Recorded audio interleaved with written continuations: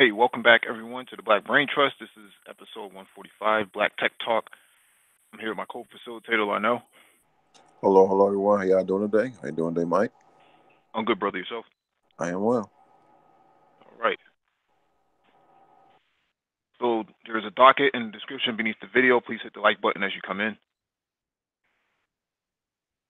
and we'll give you guys about 90 seconds to roll in, and then we'll get started.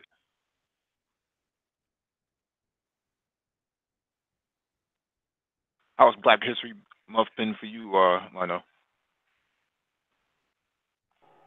Actually, I haven't seen. Well, I have been on social media, so it's my normal month, regular month. Tell you the truth, I haven't seen anything on YouTube about this.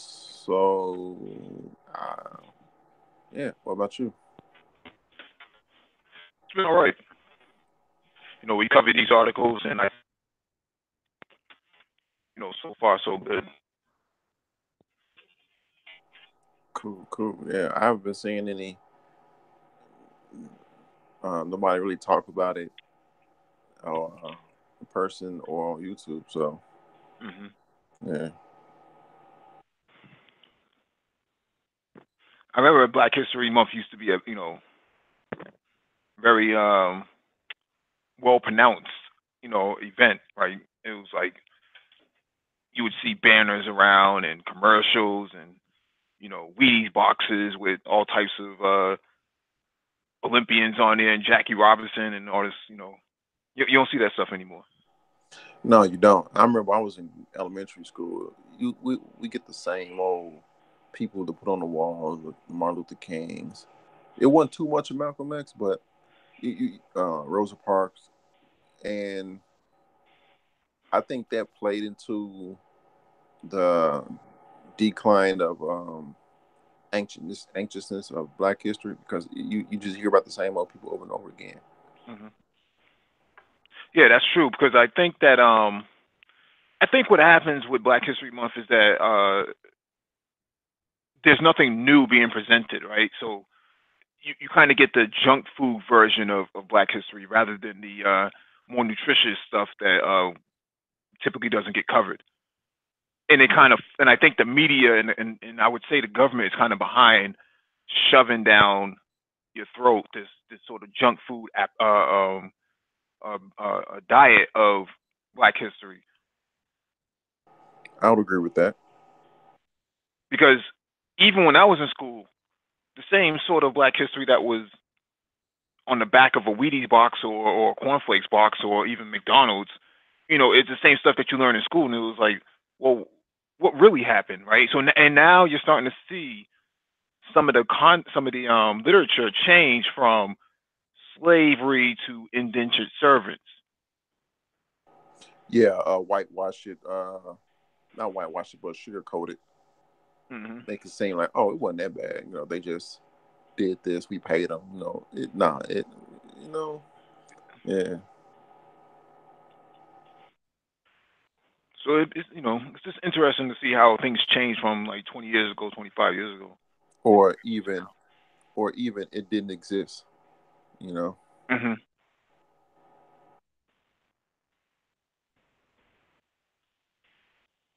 Yeah. All right, we'll get started now.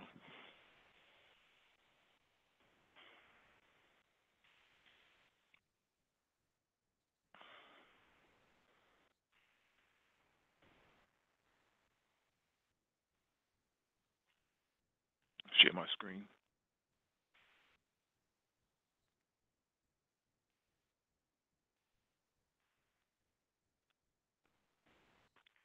Richard Dickerson, what's going on?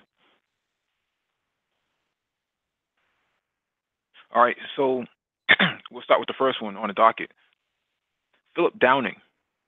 In 1891, anyone interested in mailing a letter would have to make the long trip to the post office. Philip B. Downing designed a metal box with four legs, which he patented on October 27th, 1891. He called his device a street letterbox, and it is the predecessor of today's mailbox. 1 year earlier, Downing patented an electrical switch for railroads, which allowed railroad workers to supply or shut off power to trains at appropriate times. Based on this design, innovators would later create electrical switches such as light switches used in homes. Very interesting. Never knew that. And since we've been doing this, it's little inventions slash innovations Hmm. that uh, we discovered Black people did Hmm. that are intrinsically interwoven within American society, or like early American society, the foundation Hmm. of American society, which it built what you see now. You Hmm. know, uh, you had the guys that. Come on now, you from Boston? I'm pretty sure you've seen guys that's on the corner that sit on top of the blue or the green mailboxes. Hmm. You know, I think that's how Tawana Brawling or whatever her name was, she shot off a mailbox. wow. Interesting.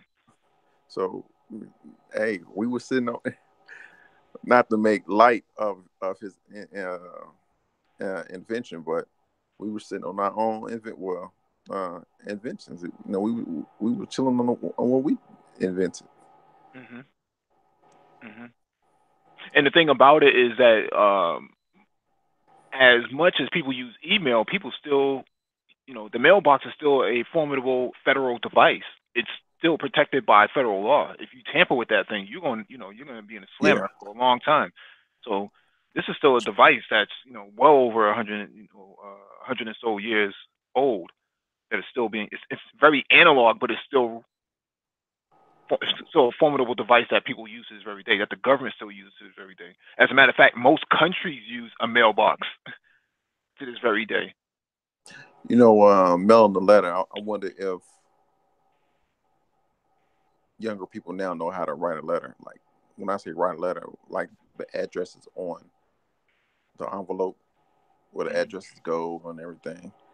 I wonder if they know how to do that, let alone write a letter or how to fold a letter. Mm-hmm. But now you have, Gmail that kind of, determines what kind of grammar you should use and things of that nature. I don't know what's going to happen to the mailbox. It'd be interesting to see what happens though. I still see mailboxes around, especially because the green was the federal, right? Mm. Yes. Well, that's where a mailman would put his mail for another route, or the mail person would put their mail for another route. Okay. And even on the lid of the box, you can see when the mailman run between these times. So when to get your stuff in. But I still see them on corners. I haven't used one in a while because a, you got alternative forms of communication, and b, whenever if I need to mail off something, I just go when I go to the VA. There's a post office in the VA. I just go right to the source. But I don't. Well, I haven't used the mailbox in a while. At this point in time, to be honest, I'd be scared to use it because I don't know if they not picking it up or. So Hmm. yeah. I mean, it costs a lot of money to keep something like that up. I mean, well, to remove something like that. So I wonder if they'll just leave it there until mail is just completely obsolete. Yeah, that's a good point. I mean, they're not hard to remove.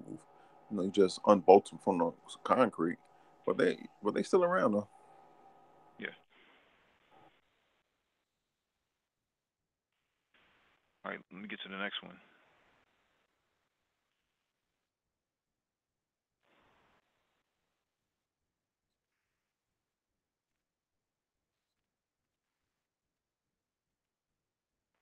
All right. This next one is Joseph Dickerson. Joseph Dickerson was born in Canada in 1955 and moved to Michigan in 1870. Okay, I think that's just wrong. Um, yeah, it has to be 1855, not 1955. He moved to Michigan in 1870. He learned about various types of organs while working for the Clough and Waring Organ Company in Detroit in 1872. One of the organs he designed was was awarded a prize at the Sentinel Exposition in Philadelphia, Pennsylvania, in 1876. And Dickerson was quickly hired to build organs for major customers, including the royal family of Portugal. Dickerson also invented a roller mechanism for the player piano, which made the piano more reliable and able to play the sheet of music in forward or reverse mode. Wow. After marrying Eva Gould in 1884, Dickerson formed the Dickerson Gould Organ Company along with his father-in-law. The company manufactured reed organs, and Dickerson received numerous patents for them, the last coming in 1912. Interesting. It allowed you to. It allowed the organ to play the music forwards and backwards. Interesting. Yeah, that's that. See, that's A. You're talking about music, so you have to have a knowledge of music. B. You have to have knowledge of mechanical work, and C. The complexity of that mechanical work, not to allow a musical instrument to play a sheet of music backwards, because once it's played, once the mechanisms are are well, once the sheet of music is rolled and or and musical instrument plays it, if you just roll it back, it don't sound the same. I'm trying to get that. So he put some complexity in into that. Right, and I mean, what what DJs do now on turntables, roll music back and turn it into a different rhythm. He was able to do that 100 years prior to that. Man, he was. I'm at, I just got this image of um like going back in history and just, hey man, I'm a DJ. And he's saying him saying, what sir are you talking about? And I don't know, but yeah, this is interesting. Well, he probably wasn't a DJ. He's probably more like Funk Master Flex or something. I mean, just just it's interesting to see what black people were able to do, man, when uh when given the opportunity. So, Yeah, yeah.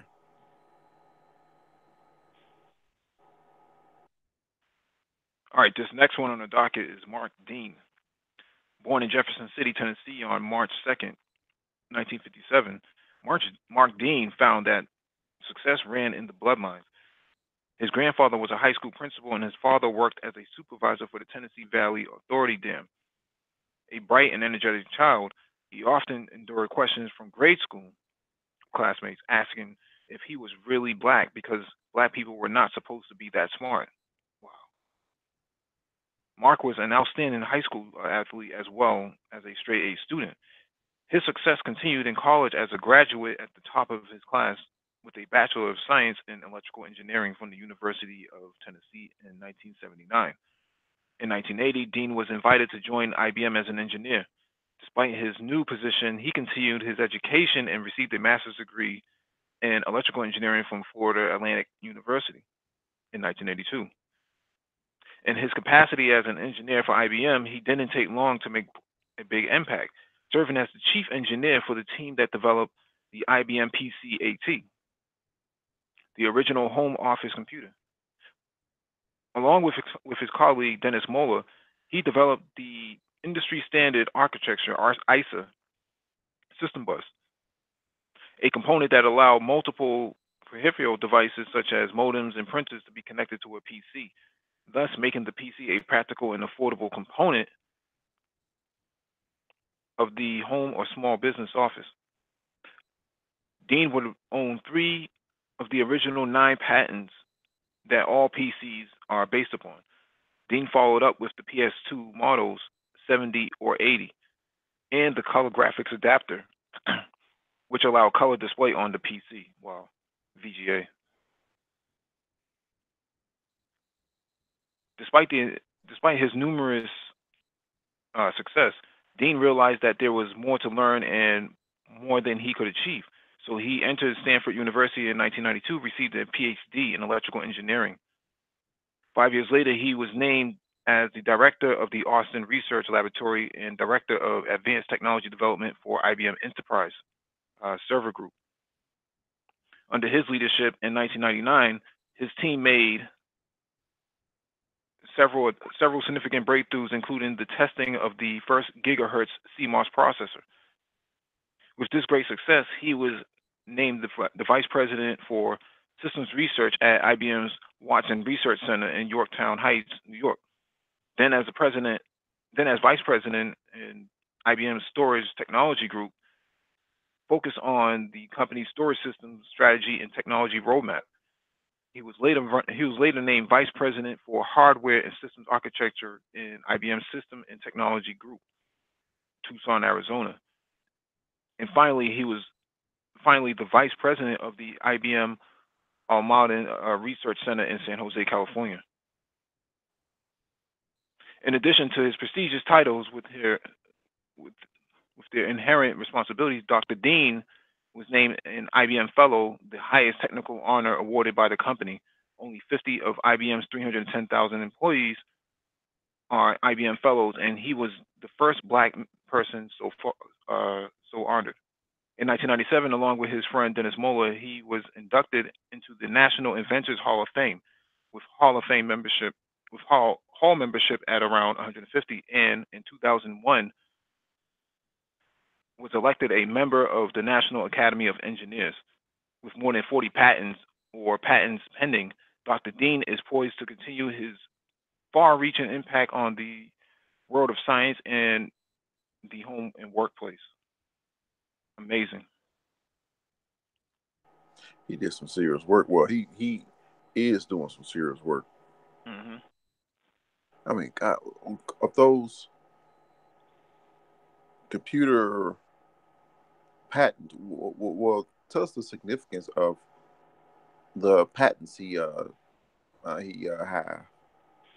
He's responsible for the ISA bus, so and the VGA. So the same graphics card that is used, or the graphics accelerator that is used to put a display on your TV or your monitor, he was actually responsible for that. The ISA bus, he was actually the driver behind ISA, which he owns 3 patents behind it, which is the slot on your motherboard inside your computer that allows peripheral devices to be connected to it. So graphics cards, sound cards, SCSI boards, or SCSI cards, data cards. All that stuff is possible today because of him. Well, that's pretty cool. So he laid the foundation for all that. Okay. Right. So the little accelerators that you see being used for mining cryptos, the slot that they go in, he's responsible for that design. Hmm. Okay. Okay. Amazing man. I've always followed him because I don't know if you have a micro center. I know you have a micro center near you. I'm not sure how they run theirs, but I know at our micro center he's honored in the rafters as one of the founding members of computing. So Really? yeah, I wish I can get a picture of it. I don't even know.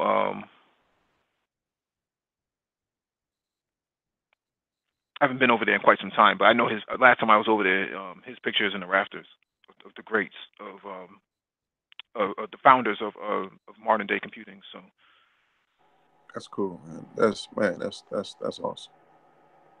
yeah, I think the computing industry or the technology industry is one of the least biased industries in terms of what we consider to be modern day racism or past generation racism. Like you don't like there's nobody there with a pitchfork waiting for you, right? I mean, if you can do the work, like it's more about meritocracy. So if you can do the work, people just have no choice but to respect your game. Okay. What's going on, C-Boy? How you doing? Hey, what's going on, man? What's going on, Y'all brother? give me a minute, man. Y'all give me a few minutes, man. I'm in a car right now, but I'm just tuning in right now. Give me a few. Okay, handle your business, brother.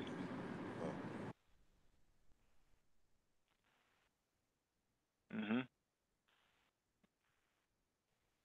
Let me get to the next one.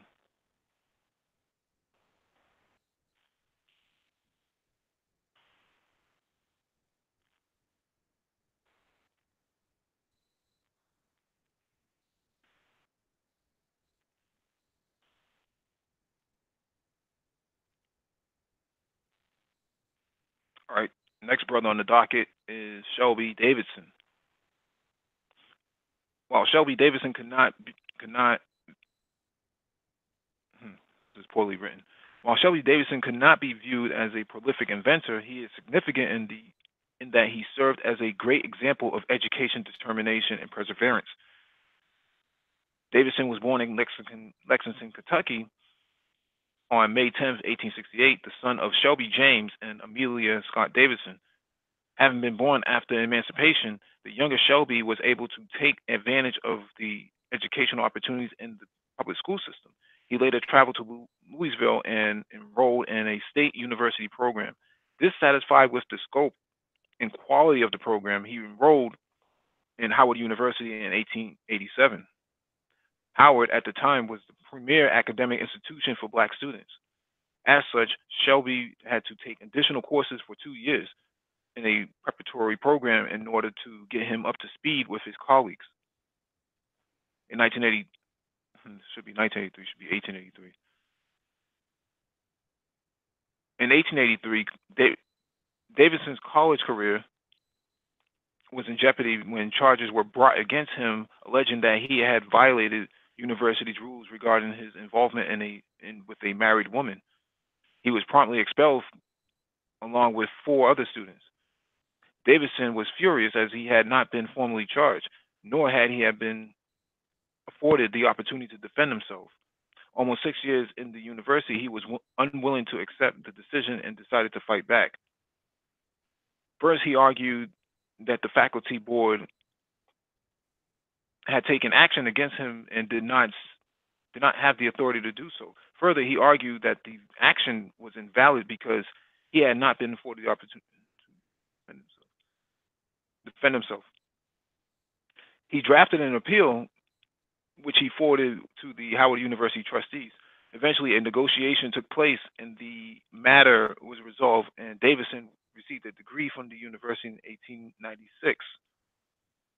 The tenacity and thoroughness with which he fought back was precursor to how he would pursue his career. The experience also led him in the direction of pursuing law as a career. He was admitted to the Kentucky bar in 1899 and the District of Columbia in 1900. Davidson would soon take a job with the United States Treasury Department with the help of Congressman William C.P. Breckinridge. And he was later transferred to the office of the auditor for the Post Office Department, first as a messenger and then as a money order associate, Class C. After several promotions, he was working in the department where the government was employing adding machines. Without anyone available to fix or maintain them, Shelby was asked to take on these responsibilities in addition to his regular job. His performance in these roles was enough to gain him additional promotions as well as an invitation from the borough's adding machine company, the leading manufacturer of adding machines, to attend a training camp in adding machine to attend a training program on adding machine repair at the Detroit facility. Shelby's familiarity with the machines was such that he decided to add an add-on device, one which managed the roll of paper that tabulated machines calculations. The device called a paper rewind mechanism for adding machines, which would automatically, neatly, and compactly roll up the paper from a feeder spool to a rewinder spool. The mechanism allowed the paper to be reviewed or for it to be stored. It was attached to the adding machine by a support arm and also contained an alarm system to alert the user when the paper had when the paper strip had broken or was empty. Davidson patented the device on April 14th, 1908. In late 1907, he began his early attempts, which resulted in a very cumbersome device that did not come close to the desired results.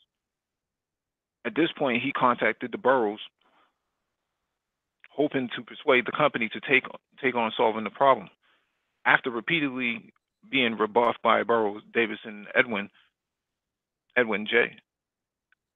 Dowling, the chief electrician at the post office division, continued working on the project themselves.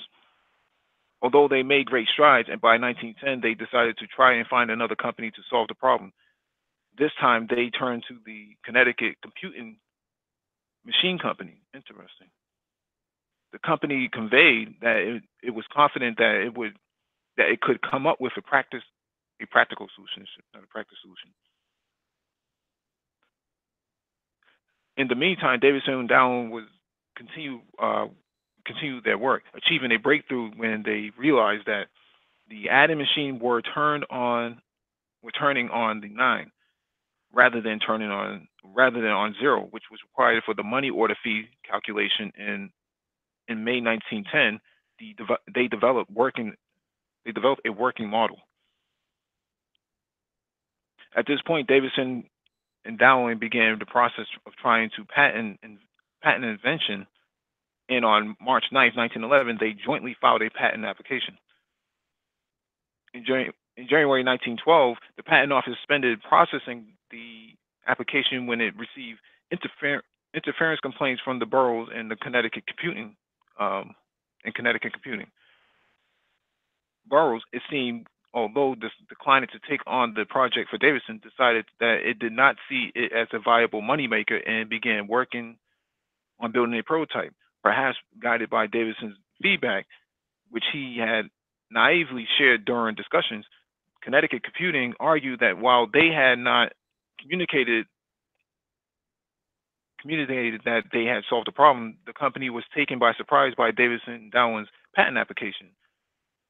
The Patent Office Commissioner of Interference would ultimately find that Connecticut Computing had, quote, reduced the invention to practice before Davidson and Dowling, and because Davidson could not produce drawings as evidence of his work, he could not prevail in the case over boroughs. Interesting.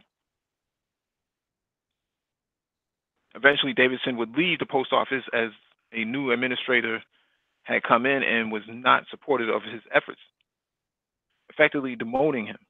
Davidson had been admitted to the D.C. Court of Appeals in 1903 and the United States Supreme Court in 1912, and thus fell back into practice of law. At the same time, however, he had started a real estate business in 1909, a business that would secure his financial well-being. He also never lost his interest in innovation, and as he set out to create early coin counting device. He would eventually develop a working prototype, but it was unknown what ended up happening with the device. Shelby Davidson contributions was great, but not only because of his creativity, but also because he demonstrated the ingenuity could help one gain control over one's career and therefore status in society. This brother got railroad, went red pill, finished up in law, went and started inventing things. You don't hear about these type of brothers on a regular basis, at least not in these YouTube streets. So, what do you think about this line? He's one of them older guys, like the elders that's real, not mean. Well, when you were a kid, you think, man, he hard bone, mean, stern. Mm-hmm. He's one of those. But when you grow up, you think back like, oh man, Mr. Such and Such was cool, man. He was real, you know. Mm-hmm. Yeah. Amazing. It's too bad that he didn't have a schematic in place. Um, it's important for people listening to this, always put your ideas on paper first, and before you even start talking about things. I have a friend who walks around with a Sony Dicta, basically a digital voice recording machine where he records all his ideas inside the Dicta. So, Okay. Okay.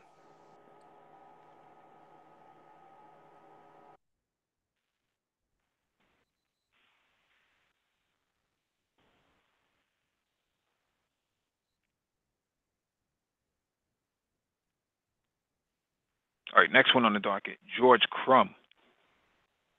George Crum was born as George Speck in 1822 in Saratoga Lake, New York, the son of Huron Huron native mother and a African American father who worked as a jockey. He worked for a while as a mountain guide and trapper in the a trapper, huh? Interesting. In the Adirondack Mountains of New York. In 1853, he became the chief of head chief at the Carrie Moon's Lake House in Lake Saratoga, New York. And one evening set out preparing the evening dinner for the guests. He intended to make French fries, but guests complained that they were too thick. Annoyed, he prepared another batch and sliced the potatoes extremely thin. After deep frying them in oil, he found them very thin and very crispy, and after adding salt, found that the guests loved them. George began preparing the potatoes this way, and they would soon become known as potato chips. In 1860, George decided to open his own restaurant on Malta Avenue in Saratoga Lake. He featured potato chips as an appetizer on each table. The restaurant was very successful and operated for 30 years, closing in 1890. Unfortunately, he never patented the potato chip nor sought to market them outside of his restaurant. A few years after he retired, however, potato chips were mass marketed by others and would eventually become $6 billion a year industry. George Crum died in 1904 at the age of 92 and left behind the legacy of creating the greatest snack food of all time. Damn. Imagine that. Imagine patenting the potato chip. Hmm. It's like patenting toilet paper. Yeah. All right, you man, your family set forever to eternity, boy. $6 billion a year industry. And it's been going on for 100 years. Hmm. And the thing is, like, it had to be a brother to make something like this. I don't want to say that white people don't have any culinary skills, but come on, who was making the food? Who was in the house making the food? It sure as hell wasn't no white sous chef. Potato chips. And it said that he was offering them. When you go to a restaurant, you get the bread on the house. He was Hmm. offering them as chips, like the chips as like, yeah, well, this is my invention, blah blah blah. You go ahead and try it out. So, what would you like to eat? Like they were free. Now a bag of chips costs what 55 cents, and it's a half a bag. And you know how black people are; they gotta crunch it up so they can feel like they got more. Hey, Can I wait, get? or Can I get some? Okay, you get SOME. That's all right, you can get. or get a brown paper bag and get like three different chip cans and one popcorn added in together. Oh man, They call it smart food. there you go, chips, golly. But it's amazing that he's known. You know what I mean? Hmm. I still find it interesting that he didn't patent it. I mean, you had a restaurant and everything else. I mean, what happened? I'd be interested in the details or something like that. But then again, a lot of black people didn't have access to the patent office and how much litigation was behind it. Um, Yeah, I mean, he made it off of a whim. yeah. He was annoyed because the baby was like, "Hey man, this potato, hey man, this fry too thick, man." Hmm. And he went in the back and he was probably like, "You know what? It's too thick, huh? I'm gonna take Hmm. this knife and slice the potato as thin as I can." Hmm. That's amazing. I mean, Lay's potato chips makes billions of dollars off of this man's idea.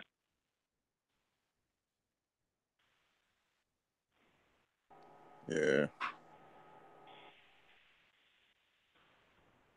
Brother be putting in work when the chips are down. Ha. All right, let me get to the next one.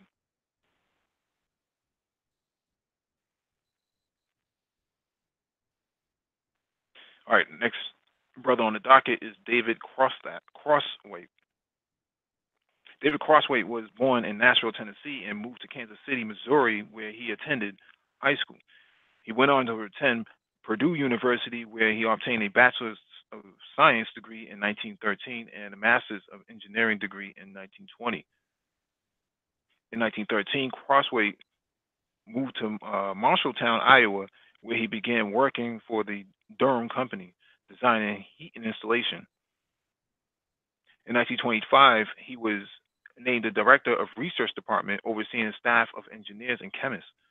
His research concerned heat and ventilating, and in the coming years, he obtained 39 patents for various devices, including heating systems, vacuum pumps, refrigeration methods, and processes and temperature regulating devices. His most famous creation was the heating system for New York's famous Radio City Music Hall. See if I can click on that image.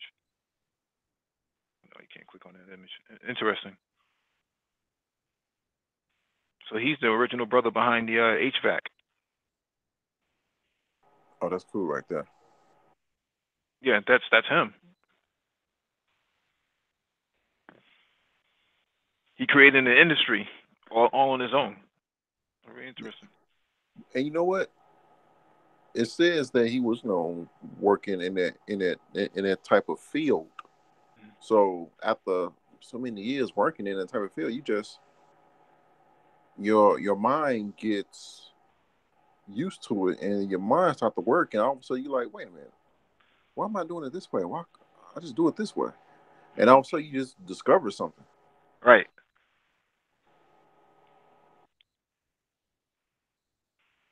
Because it did say he got the patent on processes. So, all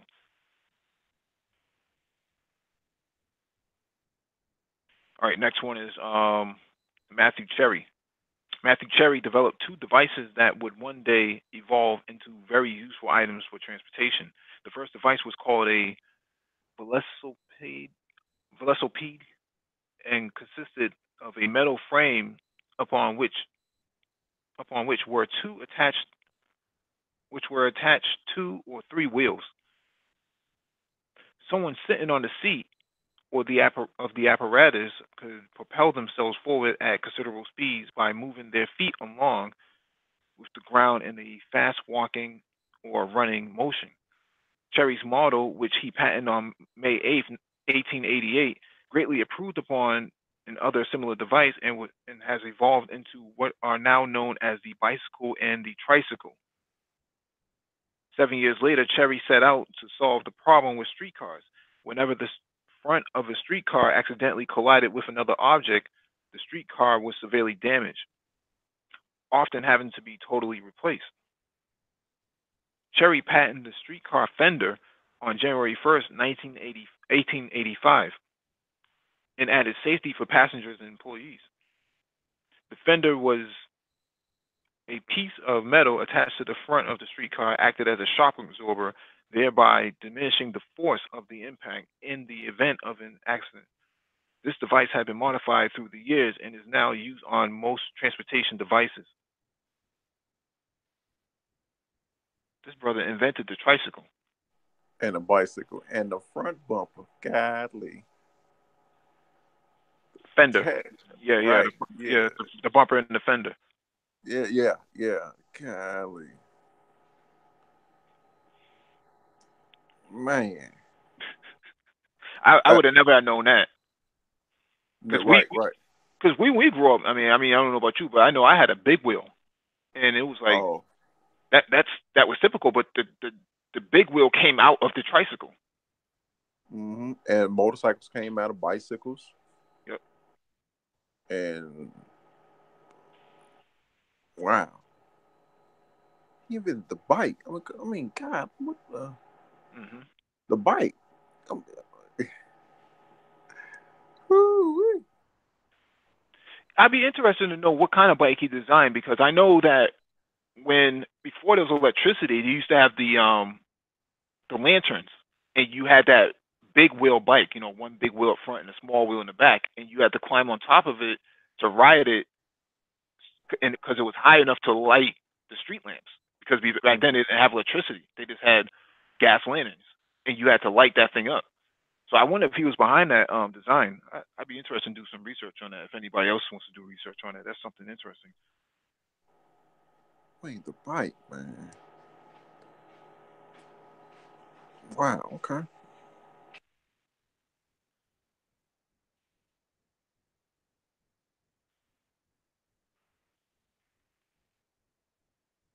All right, next one on the docket is George Carruthers. Often greatness is determined by the times in which one finds himself. For George Carruthers, growing up in the earliest stages of the space race, he, like most other boys, was fascinated with space travel. Unlike most of the boys, he would ultimately go on to make some of the greatest contribution to ever benefit the space program. George was born on October 1st, 1939, in Cincinnati, Ohio. His father was a civil engineer while his mother was a homemaker. The family lived in Milford, Ohio, and George was an avid science fiction reader and constructed model rockets with help and courage from his father. He also had an interest in astronomy at age 10. Built his first telescope with a cardboard tube and a lens he purchased through a mail order. When his father passed away suddenly, the family moved to his mother's hometown of Chicago, Illinois. There, George spent a lot of time in the Chicago libraries and museums, and in the outer planetarium, he joined various science clubs and was a member of the Chicago Rocket Society. He read with a particular interest about the space exploits of the Naval Research Laboratory in Washington, D.C., and upon graduating from Inglewood High School in 1957, he enrolled in the University of Illinois. Carruthers stayed at the University of Illinois for 7 years, receiving a Bachelor's of Science degree in Aeronautical Engineering in 1961, a Master's degree in Nuclear Engineering in 1962, and a PhD in Aeronautical and Astronomical Engineering in 1964. His thesis focused on atomic nitrogen recombination. His own words, in his own words, when I was in college, I was undecided whether to pursue aerospace engineering or astronomy as my major, so I decided to take courses in both of them. While doing his graduate work, he also worked as a research and teaching assistant working with plasma and gases. Upon finishing PhD, he immediately accepted a position with the Naval Research.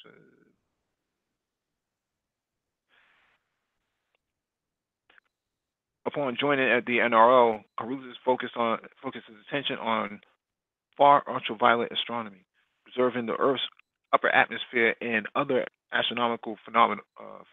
In 1966, he became a research assistant at the NRL's EO Hobart Center for Space Research, where he began research on ways to create visual images as a means for understanding the physical elements of deep space.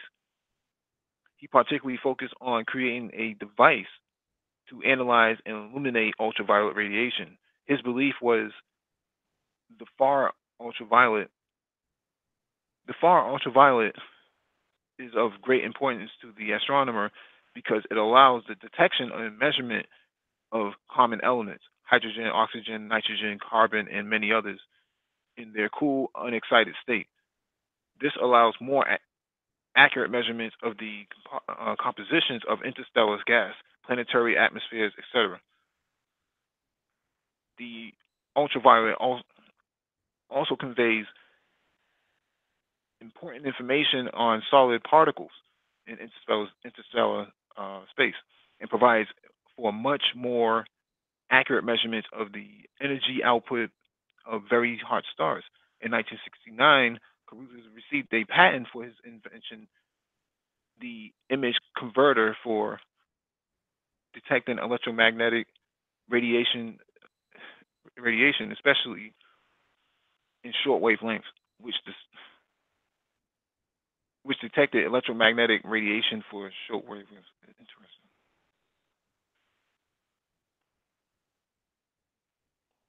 Further extending his research, he was the principal inventor of the far ultraviolet camera spectrograph, which would ultimately be used on the Apollo 16 mission to the moon. Ultraviolet light is the range of electromagnetic radiation that lies between visible light and X-rays. UV light thus allows us to take readings of and understand the objects, elements in space that are unrecognizable to the naked eye. The 50 pounds gold-plated camera system was able to record radiation existing in the upper half of the ultraviolet system of the atmosphere. The camera allowed views of stars and celestial bodies and looks into the solar system thousands of miles away, as well as of the Earth. A second version of the camera was sent on the 1974 Skylab space flight to study comets. It would be used to observe Halley's, West, and Kohoutek's comets. One of the great uses of the camera was to permit a viewer to visually see the effects of pollution of the atmosphere. The camera was also able, for the first time, to detect hydrogen in space, which gave an indication that plants were not only a source of oxygen for the Earth and led to renewed debate about the origin of stars. George has continued to offer innovation in the areas of astronomy and physics and has been active in outreach programs seeking to bring science to youth around the country. He has been lauded for his efforts and achievements. He was named Black Engineer of the Year in 1987, awarded the Arthur Fleming Award in 1971, the Exceptional Achievement Scientific Award from NASA in 1972, the Warner Prize in 1973, and was inducted into the National Inventors Hall of Fame in 2003. His success is primed to lead to greater achievements by those who follow in his footsteps in the future.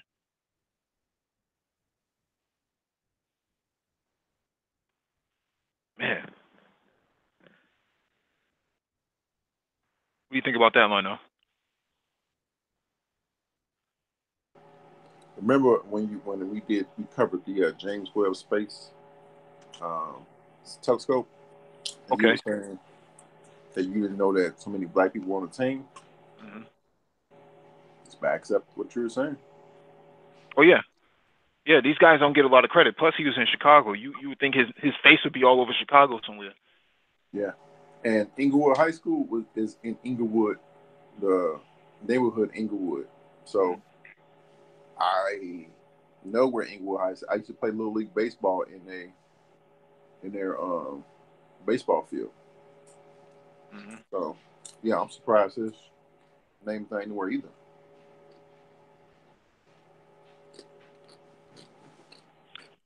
That really is surprising. Yep. Brother contributing to society once again. It sounds like he did a lot of things, you know. Yeah.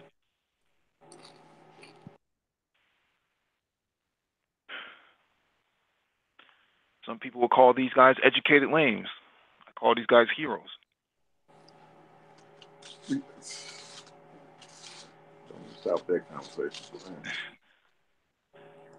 All right, next one on the docket is Henry Brown. Henry Brown was an inventor who saw a need for a convenient and secure way to store money, valuables, and important papers. At the time, people commonly kept those type of items in wooden or cardboard boxes in their homes, or entrusted them into a local bank. Both of these options presented dilemmas. While banks generally provided safety against theft, they did not prevent bank employees from reading through personal papers. At the time, at the same time, keeping the items at home could help to keep prying eyes away, but there is little to prevent burglars from quickly and easily grabbing valuables and making off with them. Brown decided to create a safer container and develop a forged metal container which could be sealed with a lock and key. He patented his receptacle for storing and preserving papers on November 2nd, 1886, and it developed into what is now known as a strong box. Very interesting. You've been at the strong, been at the strong body. Okay, Hmm. something simple but very useful. Extremely useful, to tell you the truth. Think about it, Yeah. because that came with the strong box. Then came bigger safety boxes and um, other ways to store things. Hmm.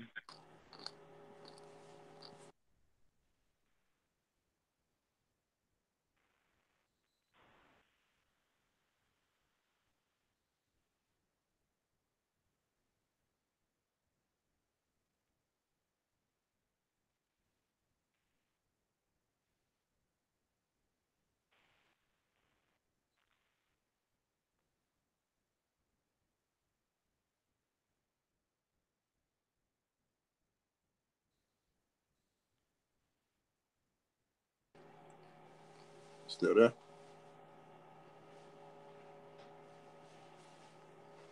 Hello. Yeah. Okay. All right. Next one on the docket is from Charles Brooks. Charles Brooks designed the street sweeper and patented it on March 17th, 1896. Prior to his invention, streets were cleaned manually by workers picking up trash by hand or sweeping it with brooms. Brooks' invention was made of a truck with a series of bottom broom-like brushes attached, which push trash and debris off onto the side of the road. The street sweeper initially faced a lot of resentment from workers who felt they could do a better job. Eventually, as cities grew bigger and more litter accumulated, the street sweeper became indispensable. Wow.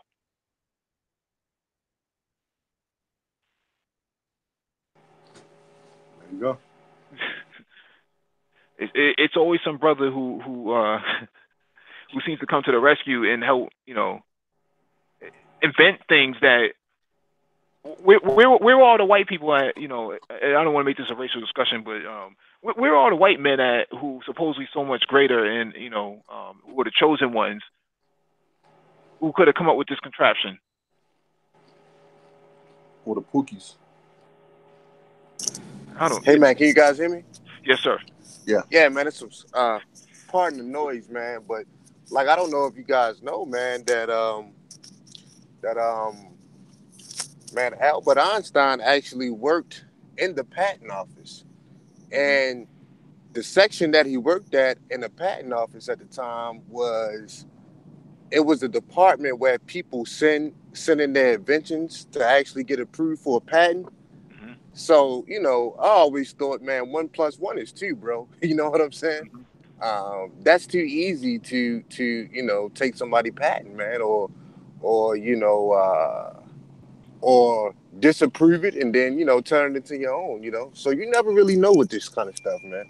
Yeah, absolutely, absolutely. I think we covered that last week. That a lot of these inventions, that white people seem to come up with so randomly. We have to keep in mind that a lot of black people couldn't get their patents through the office. I mean, we covered that extensively last week. There's so many ideas that black people probably just that are just lost, that we'll never know because it wasn't documented hardly, on anything securely. And unfortunately, a lot of those ideas could have actually been traveled back to Africa. But black people weren't really thinking on that level back then. But it's just amazing that people talk about, oh, look at Chicago, look at St. Louis, look at Baltimore. But at the same time, when giving these brothers the opportunity to go to school and get an education and actually do something, they actually put down, their worth. So I'm not sure why so many people look at black men today and be like, oh, what can you do? What are you doing to offend yourself and things like that. But in reality, brothers were actually doing a lot of work back then. Well, they didn't have a choice. Black folk didn't have a choice but to be creative. Hmm. At one point, because we didn't have much. So, Hmm. when you don't have much, man, that really sparks the, creative mind, especially, before, all the government services and everything. Man, you only got to count on yourself at that point in time, man. And, so a lot of brothers came up with things, but once again, they didn't have the backing to protect it. You know what I'm saying? Right. Black people should have created their own patent office and put it through there. Right. So that was one of the things that really messed us up, man. And once integration happened, a lot of black folk, they actually took their talents to to white corporations and everything, man. You know what Hmm. I'm saying? And help those guys get wealthy. So it's kind of crazy how it happened, but what is what it is. Hmm. Other stuff that we're reading tonight, man, I had no idea, or even from the beginning that we started doing these things, which is why I wanted to do it. Um, Instead of talking about American descendants and all this other stuff, let's talk about who's really doing what.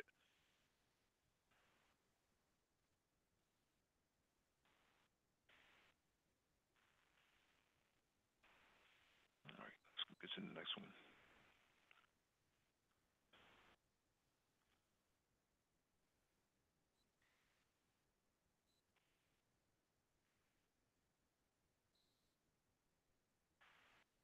All right, next one is Benjamin Bradley. Benjamin Bradley was born around 1830 as a slave in Maryland. He was able to read and write, although at the time it was illegal for a slave to do so. He likely learned from the master's children. He was put to work in a printing office at the age of 16. Began working with scrap he found, modeling it with a ship. Eventually, with an intuitiveness that he seen so far beyond him, he improved on his creation until he had built a working steam engine made from a piece of a gun barrel pewter, pieces of round steel, and some nearby junk. Those around him were astounded by his level of intelligence that he was placed in a new job, this time at the United States Naval Academy in Annapolis, Maryland. In his new position, he served as a classroom assistant in the science department. He helped to set up and conduct experiments working with chemical gases. He was very good at his work, impressing the professors with his understanding of the subject matter and also with the preparedness and readying the experiments. In addition to the praise he received, he also received a salary, most of which went to his master, but some of which, about $5 a month, was able to he was able to keep. Despite enjoying his job with the Naval Academy, Bradley had not forgotten his steam engine creation. He used the money he had been able to save from his job, as well as proceeds of the sale of his original engine, to a Naval Academy student to build a larger model. Eventually, he was able to finish an engine large enough to drive the first steam-powered warships at 16 knots. At the time, because he was a slave, he was unable to secure a patent for his engine. His master did, however, allow him to sell the engine, and he used that money to purchase his freedom. Unfucking believable. He built the engines that ran warships. Yes. Wow. You can't make this up, ladies and gentlemen. Well, gentlemen, you can't make this up. On top of the fact that he also used that money, that he acquired from the sale of it to purchase his freedom. Right. Black people were woke, man. Yeah, of course they were back then. Yeah. Black people were woke. And then you had the other brother, Roberto, who created the first torpedo. Right. Right. So that's a naval fleet right there. Mm-hmm.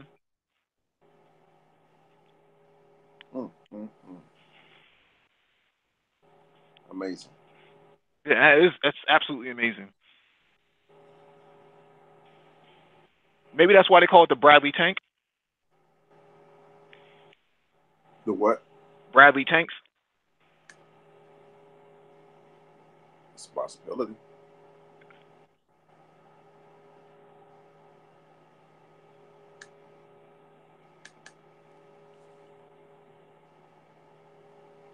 All right, let me get to the next one.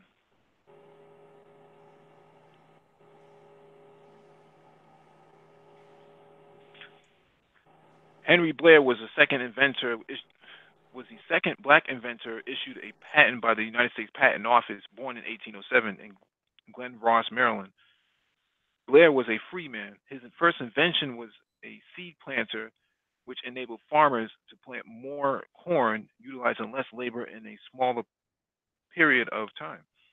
He received a patent for this invention on October 14th, 1834, assigned number 8447X.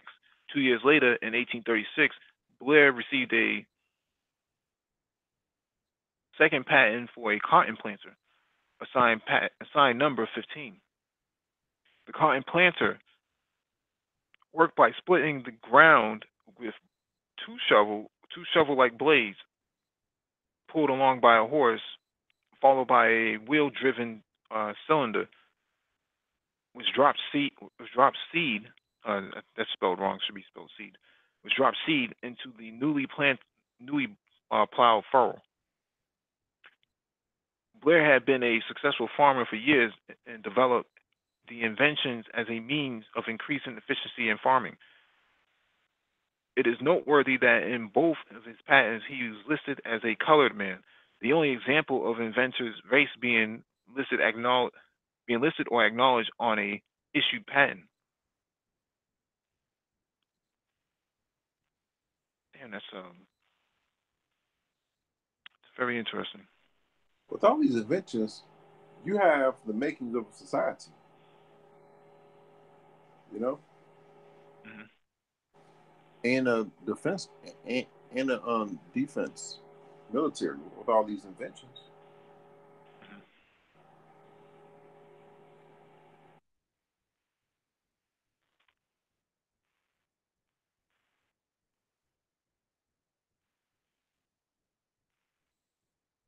Got a lot of people in the chat. A lot of people tuning in today. That's good. That's great. That's awesome.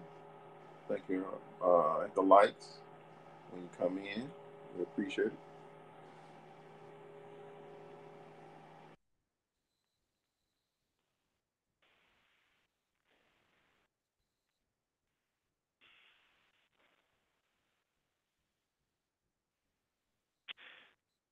Andrew Beard is the next brother on the docket. Andrew Jackson Beard hailed from East Lake, Alabama, a small town outside of Birmingham.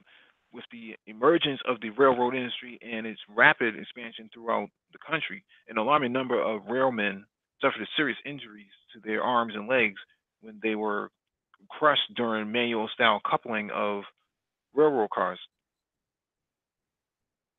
During manual coupling, a worker would have to to attempt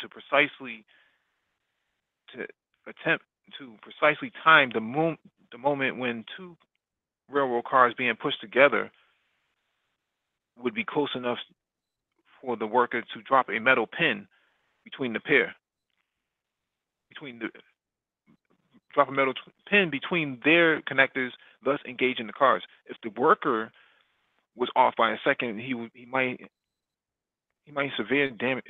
This is so poorly written, man. He might severely damage his arm or leg. Many, in fact, had to undergo amputation. On November 27, 1897, Beard received a patent for a device he called the Jenny coupler. Andrew Beard's the Jenny coupler automatically joined cars by simply allowing them to bump into each other, or as Beard described, it, the horizontal jars engage each other to connect the cars. Beard sold the rights to his invention for $50,000, and the railroad industry was revolutionized. During his time, Beard received a number of other patents, including a steam-driven rotary engine and a double plow. Let me see if I can click on it. That's something.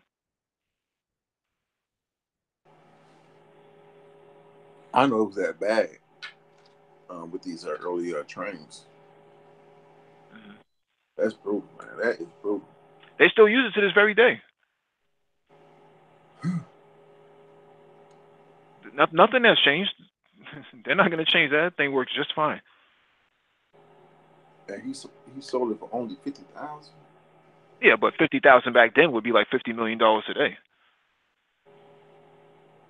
Yeah, wow.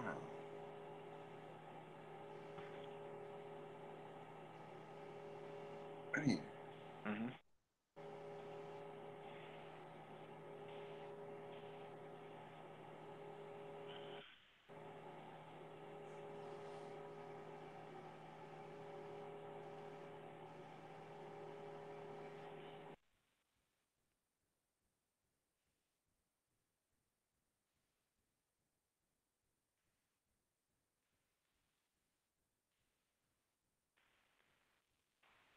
Next one on the docket is Lewis Latimer. Lewis Latimer is considered one of the 10 most important black inventors of all time, not only for the sheer number of inventions created and patents secured, but also for the magnitude of importance for his most famous discovery. Latimer was born on September 4th, 1848 in Chelsea, Massachusetts. His parents were George and Rebecca Latimer, both runaway slaves who migrated to Massachusetts in 1842 from Virginia. George Latimer was captured by his slave owner, who was determined to take him back to Virginia. His situation gained great notoriety, even reaching the Massachusetts Supreme Court. Eventually, George was purchased by abolition supporters who set him free. Lewis served in the United States Navy for the Union during the Civil War. Assigned to the USS Massasoit gunboat and received an honorable discharge on July 3rd, 1865. After his discharge, he sought employment throughout Boston, Massachusetts, and eventually gained a position as the office boy with a patent law firm, Crosby and Gold, earning $3 each week. That's a lot of money. After observing Latimer's ability to sketch patent drawings, he was eventually promoted to the position of head of draftsman, earning $20 a week. In addition to his newfound success, Latimer found additional happiness when he married Mary Wilson in November of 1873. In 1874, along with W.C. Brown, Latimer co-invented an improvement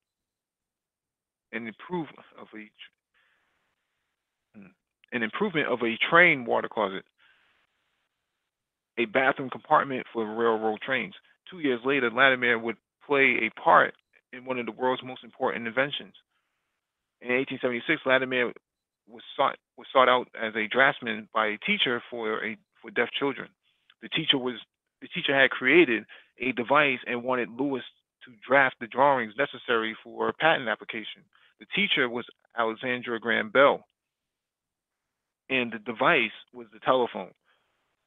Working late into the night, Latimer worked hard to finish the patent application, which was submitted on February 14th, 1876, just hours before another application was submitted by Elisha Gray for a similar device. In 1880, after moving to Bridgeport, Connecticut, Latimer was hired as the assistant manager and draftsman for U.S. Electric Lighting Company, owned by Hiram Maxim. Maxim was the chief rival to Thomas Edison, the man who invented the electric light bulb. The light was composed of a glass bulb which surrounded a carbon wire filament, generally made of bamboo, paper, or thread. When the filament was burned inside of the bulb, which contained almost no air, it became so hot it actually glowed. Thus, by passing electricity into the light bulb, Edison had been able to cause the glowing bright light to emanate within the room. Before this time, most lights were delivered either through candles or through gas lamps or kerosene lanterns. Maxim greatly desired to improve on Edison's light bulb and focus on the main weakness of Edison's bulb, their short lifespan, generally only a few days. Latimer set out to make a longer lasting bulb. Latimer devised a way of encasing the filament with a cardboard envelope, which prevented the carbon from breaking, and thereby providing a much longer life to the bulb, and hence made the bulb less expensive and more efficient. This enabled electric lighting to be installed within homes and throughout streets. Latimer's abilities in the electric lighting became well known, and soon he was sought after to continue to improve on incandescent lighting as well as arc lighting. Eventually, as major cities began wiring their streets for electric lighting, Latimer was dispatched to lead the planning team. He helped install the first electric plants in Philadelphia, New York City, and Montreal, and oversaw the installation of lighting in railroad stations, government buildings, and major thoroughfares in Canada, New England, and London.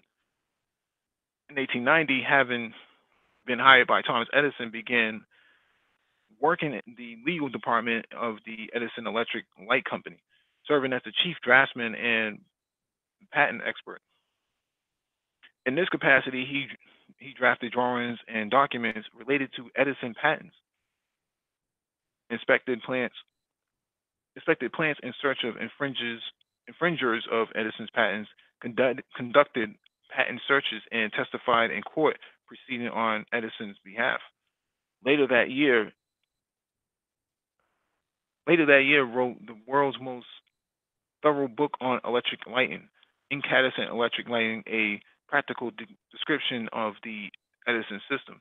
Lewis was named one of the charter members of the Edison Pioneer, a distinguished group of people deemed responsible for creating the electrical industry.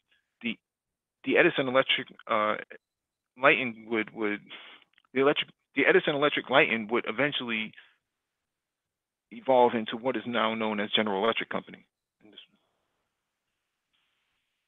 Latimer continued to display his creative talents over the next several years. In 1894, he created a safety elevator, a vast improvement on existing elevators. He next received the patent for locking racks and hats. For locking racks for hats, coats, and umbrellas. The device was used in restaurants, hotels, and office buildings, holding items securely and allowing owners of the items to keep from getting misplaced or accidentally taken by others. He next created an improved version of a book supporter used to keep books neatly arranged on shelves. Latimer next devised a method of making rooms more sanitary and climate controlled. He termed his device an apparatus for cooling and disinfecting. This device worked wonders in hospitals, preventing dust and particles from circulating within patient rooms in public areas. Throughout the rest of his life, Latimer continued to try to devise ways of improving everyday living for the public, eventually working in efforts to improve civil rights for black citizens within the United States. He also painted portraits and wrote poetry and music for friends and family. Louis Latimer died on December 11th, 1928, and left behind a legacy of achievement and leadership that would that much of the world owes thanks. So interesting. Did that allude to he invented the bookend? I I didn't catch what you said. Say it again. Did that allude to he invented the bookend? Yes. Get the wow. Okay, the bookend, like something so simple. Wow. Okay, that's amazing. Well, the light bulb is amazing. If he knew so, I wonder if he. Well, I can take a really good guess on why, but he knew so much. He went to go work with um Thomas Edison. Well, they hired him. They went after him, right? He didn't actually go work for them. They went out and recruited him, Yeah. sought him out. So So that'll curb that competition. right, I was just about to say that. Wow. Okay. hmm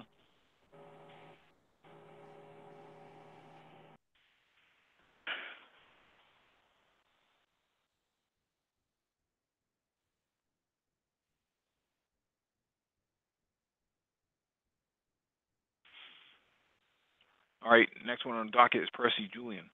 Percy Julian was born on April 11th, 1899, in Birmingham, Alabama, one of six children. His father, a railroad mail clerk, and his mother, a school teacher, stressed education to their children. The emphasis would ultimately prove successful as two sons went on to become physicians and three daughters would receive master's degrees. But it was only it was son Percy who would become the most successful of the children. Percy attended elementary school in Birmingham and moved to Montgomery, Alabama, where he attended high school at the state normal school for Negroes. Upon graduation in 1916, Julian applied to and was accepted into DePaul University in Greencastle, Indiana. DePaul at DePaul, he began as a probationary student, having to take higher level school classes, which along with his freshman and sophomore course load. He proved himself well, going on to be named a member of the Sigma Psi Honorary Society, as well as Phi Beta Kappa member. Finally, upon graduation from DePaul in 1920, he was elected.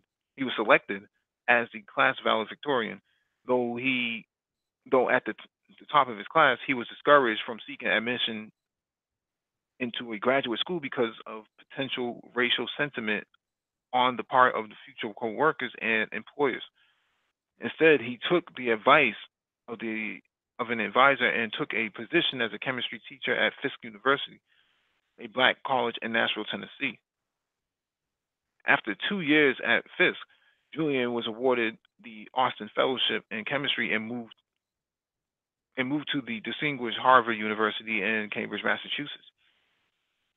Finally, given opportunity at graduate level work, Julian excelled. He achieved straight A's, finishing the top of the class and receiving a master's degree in 1923. Even with his success, Julian was unable to obtain a position as a teaching assistant at any major universities because of the perception that white students would refuse to learn under a black instructor. Thus, he moved on to a teaching position at West Virginia State College for Negroes, though he would not find happiness in this situation. He left West Virginia and served as an associate professor of chemistry at Howard University in Washington, D.C. for 2 years. In 1929, Julian for a, qualified for and received a fellowship from the General Education Board and traveled to Vienna, Austria, in pursuit of a PhD degree. While in Vienna, Julian developed a fascination with the soybean and its interesting properties and capabilities. Focusing on organic chemistry, Julian received his PhD in 1931 and returned to the United States to Howard University. As the head of the school's chemistry department, he soon left Howard and moved back to DePaul, where he was appointed a teacher in organic chemistry. At DePaul, he worked with an associate from Vienna, Dr. Joseph Pickel, on the synthesis of I'm not even going to make an attempt to even try to pronounce that. A drug was used as a treatment for glaucoma. After much work and adversity, Julian was successful and became internationally hailed for his achievement. At this point, the dean of university sought to appoint Julian to the position as chair of the chemistry department, but was talked out of it by others in the department, again because of concerns of his reaction to race.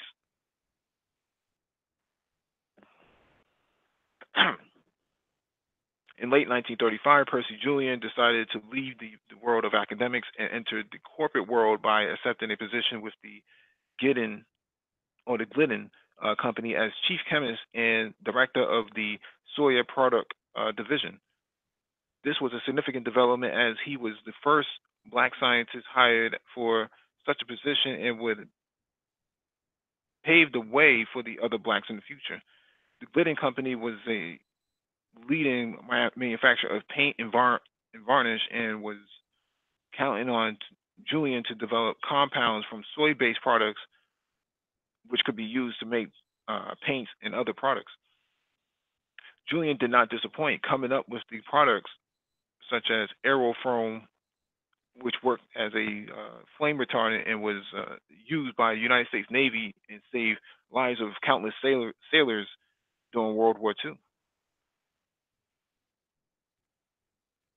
On December 24th, 1935, Percy married Anna Johnson, and the couple settled into their comfortable life in Chicago.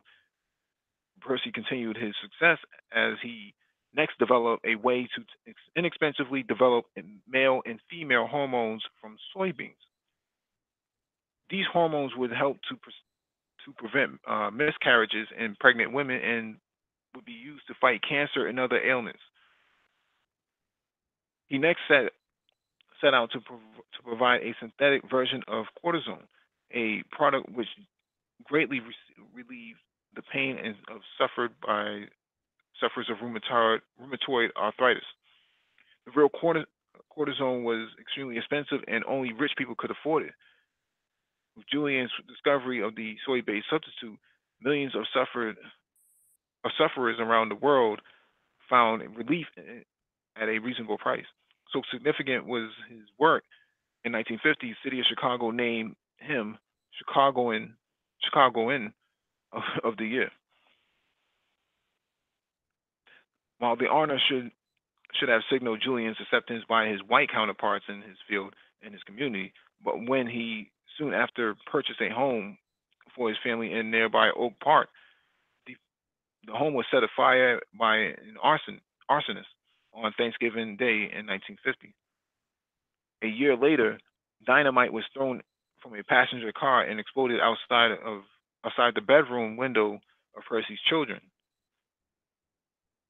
Despite the fact that many residents of the town relied upon his methods to relieve their pains and provide for their safety, some still could not stand to have him as a neighbor simply because he was black. In 1954, Julian left the Glidden Company to establish Julian Laboratories, which specialized in producing his synthetic cortisone. When he discovered that the wild yams in Mexico were even more effective than soybeans for some of his products, he opened a Laboratorius Julian de Mexico in Mexico City, Mexico, which cultivated the yams and shipped them to Oak Park for refinement. In 1961, he sold the Oak Park's plant to Smith, Kline, and French, a giant pharmaceutical company, and received a sum of $2.3 million, a staggering amount for a black man at that time. After years of struggling for respect in his field, in his community, Julian finally was recognized as a genius and pioneer.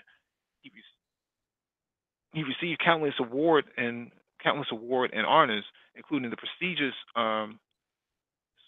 Spingarn Spingarn Medal from an NAACP, and was asked to serve on numerous commissions and advisory boards. Percy Julian died of liver cancer in 1975 and is known worldwide as a trailblazer, both in the world of chemistry and as an advocate for the plight of black scientists. I went to his high school in Chicago, Percy Julian High School. Mm-hmm. And went there all 4 years, graduated. Mm-hmm. Yeah, he was a scientist. But strange enough, the high school is not even, as far as I know, wasn't even geared towards science. What was it geared towards? I don't know. I didn't take any science. Well, other than the requisites to graduate high school, no other science class.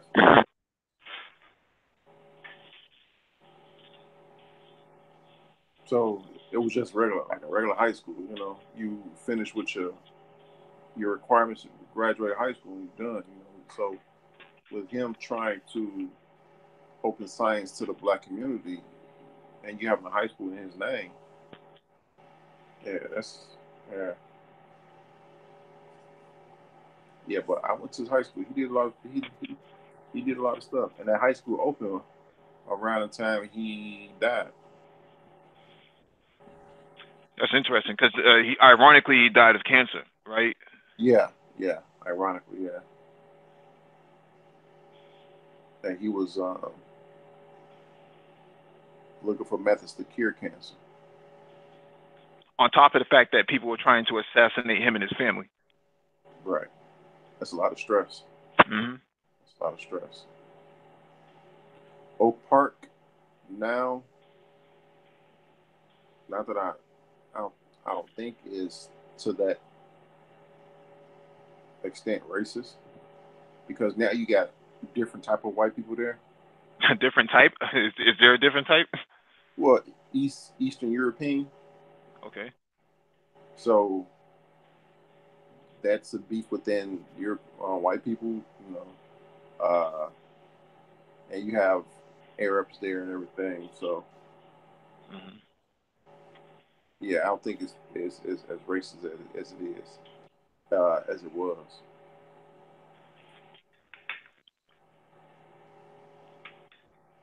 Yeah, he was a good man. He was a good man.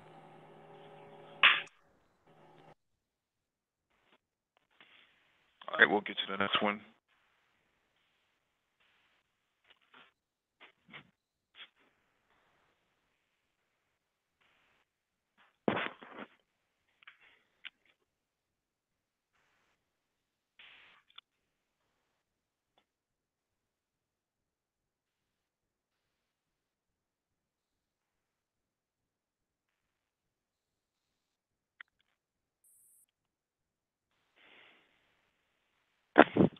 All right, the next one on the docket is Garrett Morgan.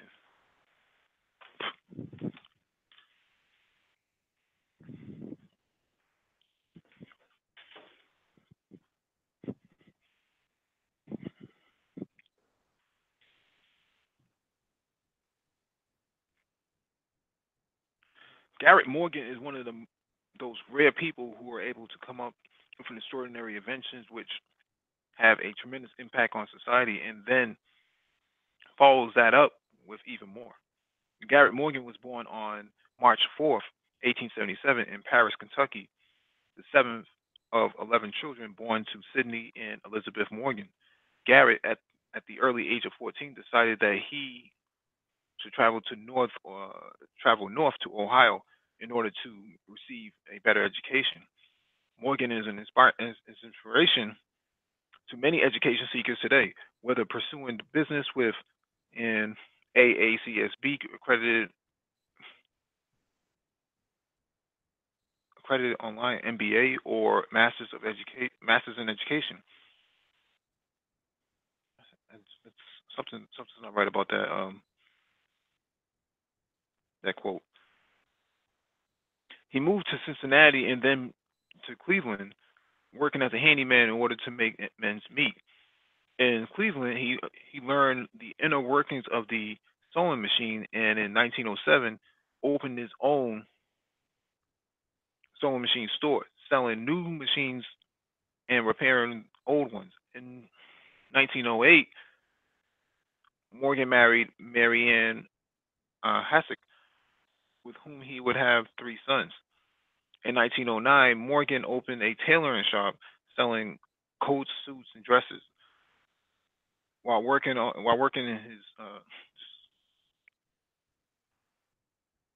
only gonna read a little bit of this. I'm actually getting a little bit tired right now. In 1909, Morgan opened a tailoring shop selling coats, suits, and dresses.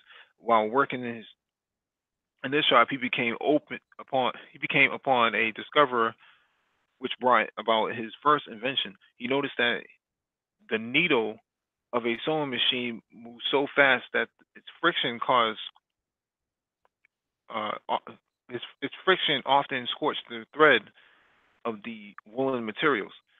He thus set out to develop a liquid that would provide a useful polish to the needle, reducing the friction. When his wife called him to dinner, he wiped the liquid from his hands onto a tiny piece of pony fur cloth. When he returned to his workshop, he saw that the fibers of the cloth were now standing up straight. He theorized that the fluid had actually straightened the fibers. In order to confirm this theory, he decided to apply some of the fluid to the hair of a neighbor's dog. The fluid straightened the dog's hair so much that the neighbor, not recognizing his own pet, chased the animal away. Chased the animal away. Morgan then decided to try the fluid on himself, to small portions of his hair on his fist, and then to his entire head. He was successful and had invented the first human hair straightener. He marketed the product under the name G.A. Morgan Hair Refining Cream and sold by his G.A. Morgan Refining Company, which became a very successful business. In 1912, Morgan developed another invention much different from his hair straightener. Morgan called it a safety hood and patented it as a breathing device, but the world came to know it as a gas mask. The safety hood consisted of a hood worn over the head of a person, which emanated a tube which reached around, which reached near the ground and allowed in clean air.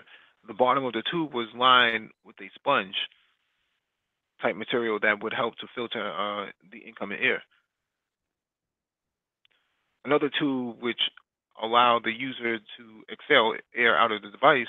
Morgan intended the device to be used, quote, to provide a portable attachment which enabled a fireman to enter a house filled with thick, suffocating gases and smoke, and to breathe freely for some time therein, and thereby enable him to perform his duties, saving life and valuables without danger to himself from suffocation. The device is also efficient and useful protection to engineers, chemists, and working men who are obliged to breathe with noxious fumes and dust derived from materials in which they are obliged to work. All right, give me 1 second. I need to.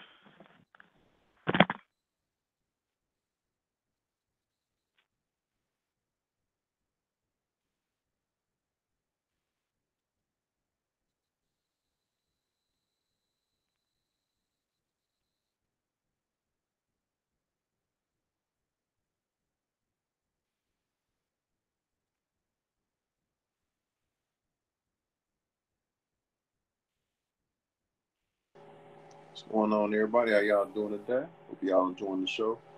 It's man, guys, man, the bike. I'm still tripping off that. Wow. What's up? No, I was talking to the child, so I'm still tripping off the guy and then the bike. Yeah.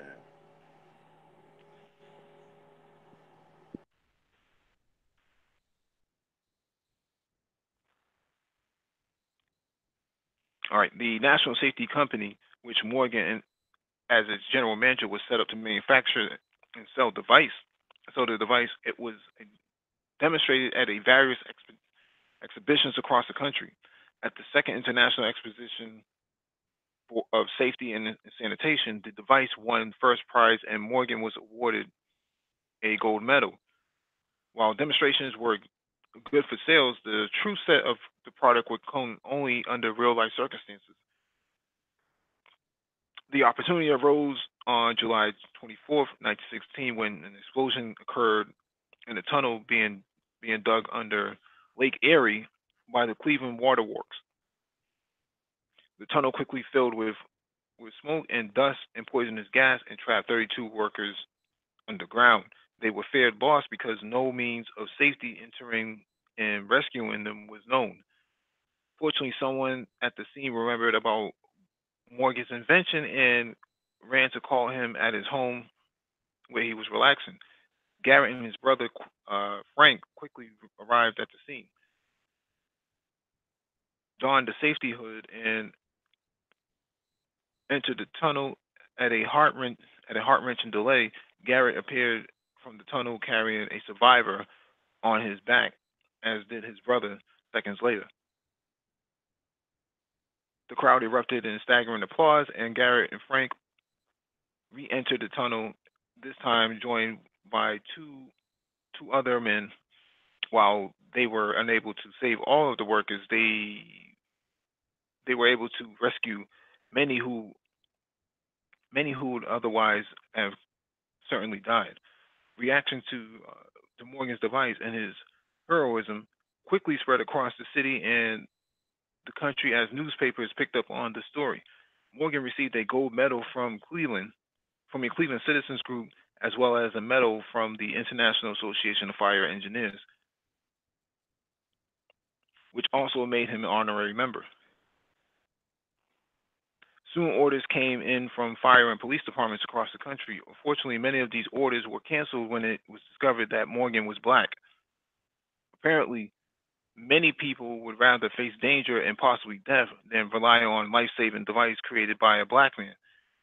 Nonetheless, with the outbreak of World War I and the use of poisonous gases therein, Morgan's safety hood, now known as a gas mask, was utilized by the United States Army and saved the lives of thousands of soldiers.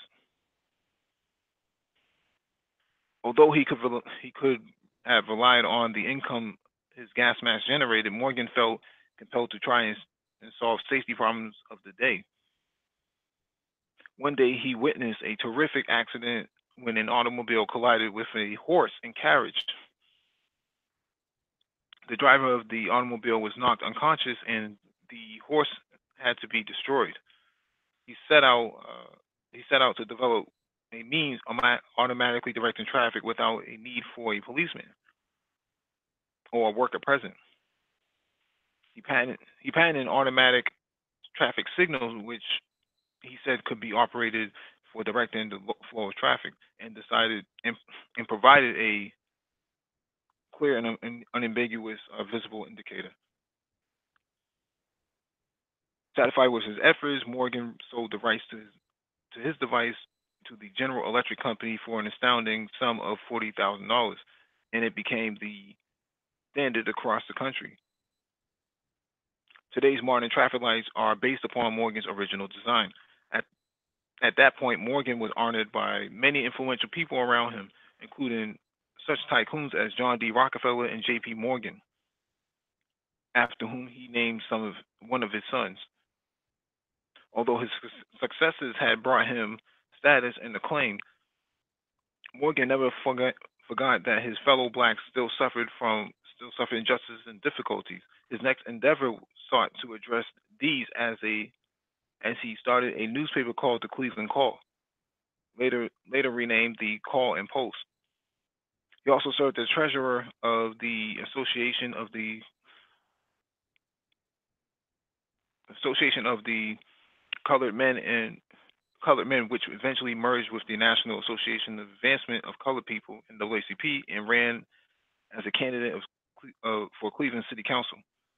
In later years, Morgan developed glaucoma and would thereby lose 90% of his vision. He died on July 27, 1963, and because of his contribution, the world is certainly a much safer place.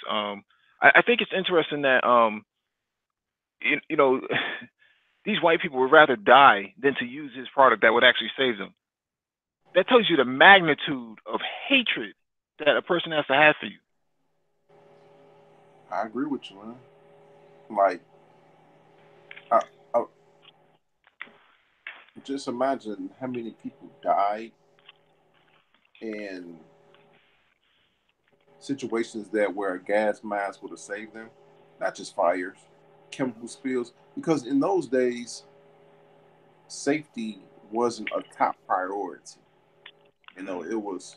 We're Americans. We're going to do this by the grit of our whatever, grit of our boot. So safety wasn't the top priority. There were no safety meetings or safety classes. So things that would normally kill people, things that will happen, that would normally say, hey, well, sorry, there's nothing we can do. If we send people in, if we send men in, they're going to die. Take all those statistics, and this invention wiped just about all of that away. But because he was a black man, nah, we're not gonna do that. And all of a sudden, and there was irony everywhere. People said, "Oh, we're gonna buy this. Oh, who made it? Black? Nope, we're not gonna do it." And all of a sudden, next week, the person who made the decision is in a situation where the very thing that he turned down could have saved them. The irony must have been thick. Mm-hmm. I mean, thick. So, and then that by itself, the gas mask was something, you could have hung your head on and said, hey man, I invented the gas mask. Because in boot camp, I don't know if I don't know C Boogie listening, or who was in the Navy, any branch of the military. We went to a room with gas masks on, and they put this tablet on the burner, and they told us to take the gas mask off. Maybe stop choking and like coughing. Mm-hmm. I mean, I had like sinus in my hand. I'm like, ugh. But it dictated how strong those gas masks were. Mm-hmm. So just inventing the gas mask is something you can hang your hat on. But he said, nah, I think I'm going to go out there and invent somewhere. And looking at his picture, he said it said that he invented the first hair straightener. You look at his picture, he was using that sucker. He was, man, his hair was laid, shiny and everything. So then he went out and saw an accident where a horse and carriage had an accident with a car, and that can be used with what we talk about with autonomous vehicles and gas powered, well, electric vehicles and gas powered vehicles. That could be applied to today too. But he was like, "Wow, that's a bad accident." Right. Let me invent something that would uh, help these police officers not be out here all the time and make human errors. He did that. Like, man, this guy was the real deal. Yeah, he was involved in automation before, automation was even a term. Right, with that stoplight. Yeah. Yeah. Hey, you need me to read the last few articles? Yeah, go ahead. All right. You just put them on the screen. 'Cause I'm on my phone. All right.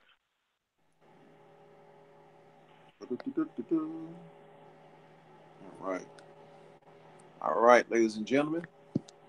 This one is Elijah McCoy. Excuse me. All right. Although the name Elijah McCoy may be unknown to most people, the enormity of his excuse me, ingenuity and the quality of his adventures have created a level of distinction which bears his name.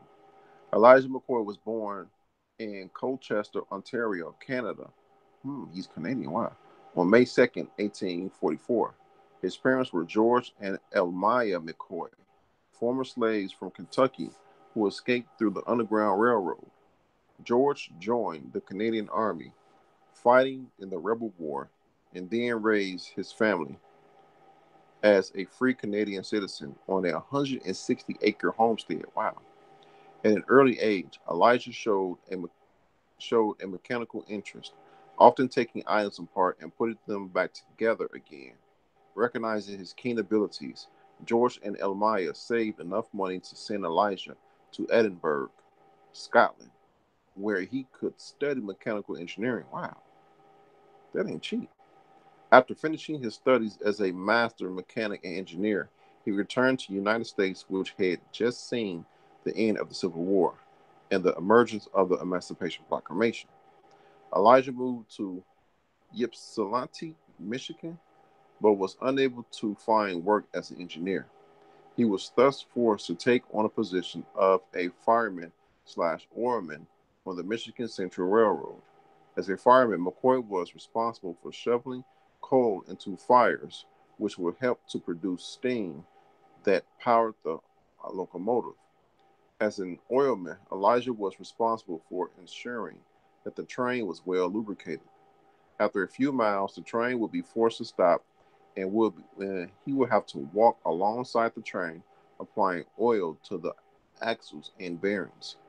In the effort to improve efficiency and eliminate the frequent stopping necessary for lubrication of the train, McCoy set out to create a method of automating the task, automation. In 1872, he developed a lubricating cup that could essentially drip oil when and where needed. He received a patent for the device later that year. The lubricating cup met with enormous success, and orders of it came in from railroad companies all over the country. Other inventors attempted to sell their own version of the device, but most companies wanted the authentic device, requesting the real McCoy.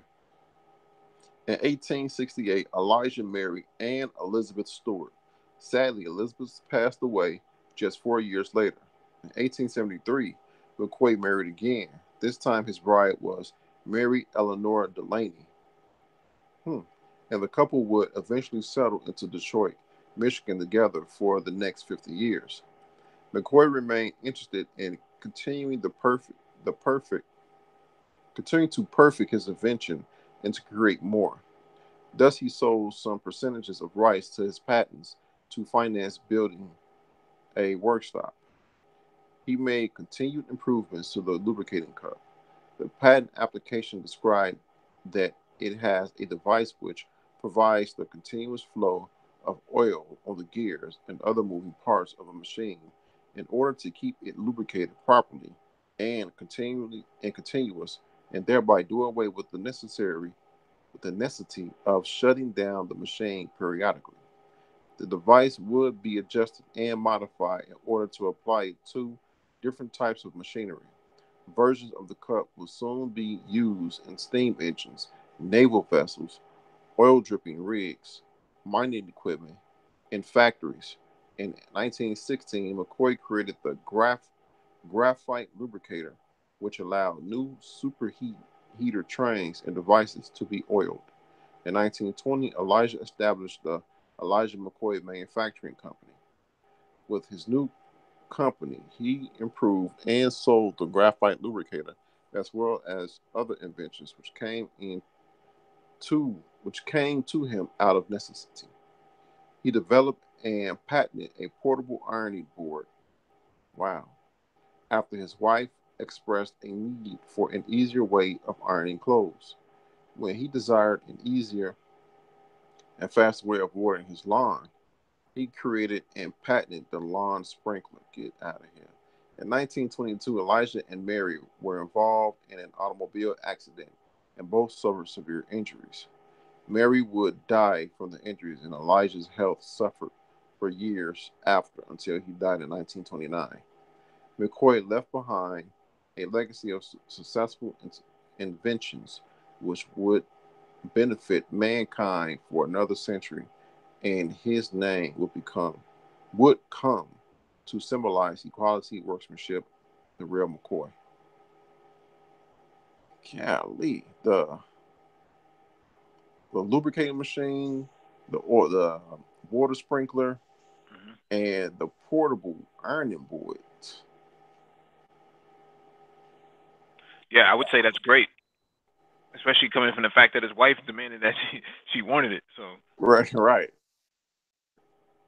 man. And the fact that his parents, which were former slaves, saved enough money to send him overseas to Scotland to um a mechanic school. hmm, That's something, man.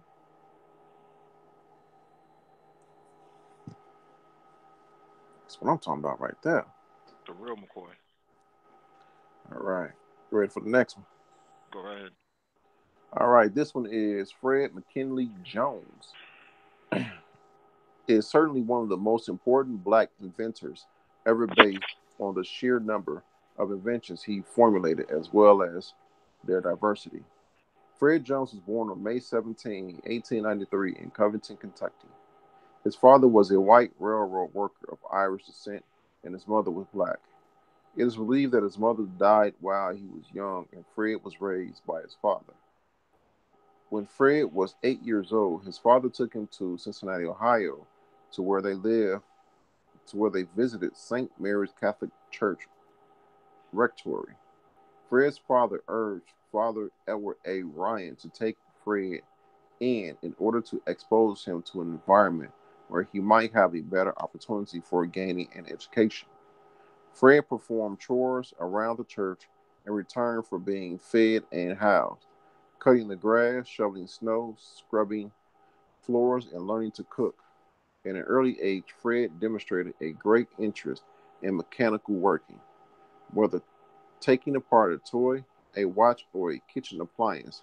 Eventually, he became interested in automobiles, so much so that upon turning 12 years of age, he ran away from his home at the rectory and began working at the R.C. Carruth's garage. Initially hired to sweep and clean the garage, Fred spent much of his time observing the mechanics as they worked on cars. His observation, along with a voracious appetite for learning reading, developed developed within Fred an incredible base of knowledge about automobiles and their inner workings. Within 3 years, Fred had become the foreman of the garage. At 15, goodness. The garage was primarily designed to repair automobiles brought in by customers, but also served as a studio for building racing cars. After a few years of building these cars, Fred desired to drive them and soon become one of the most well known racers in the Great Lakes region. After brief stints working aboard a steamship and a hotel, Jones moved to Hallett, Minnesota, began designing and building race cars, which he drove them at local tracks and at county fairs. His favorite car was known as Number 15 and is and it was so well designed that not only defeated other automobiles but once triumphed in a race against an airplane. Golly, well, airplanes at the time. All right. On August 1st, 1911, Jones enlisted in the 809 Pioneer Infantry of the United States Army and served in France during World War I. While serving, Jones recruited German prisoners of war and rewired his camp for electricity, telephone, and telegraph service. After being discharged by the Army, Fred returned to Halleck in 1919. Looking for more work, Jones often aided local doctors by driving them around for house calls during the winter season. When navigation through when navigation through the snow proved difficult, Fred attached skis to the undercarriage of an old airplane body and attached an airplane propeller to a motor and soon whisked through a town at high speeds in his new snow machine. Over the next 2 years, Fred began tinkering with almost everything he could find, inventing things he could not find, and improving upon those who he could.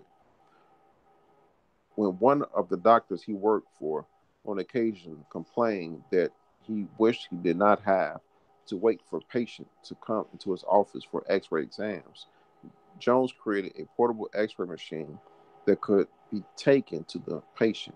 Unfortunately, like many of his early inventions, Jones never thought to apply for a patent for machine and watched helplessly as other men made fortunes off of their versions of the device.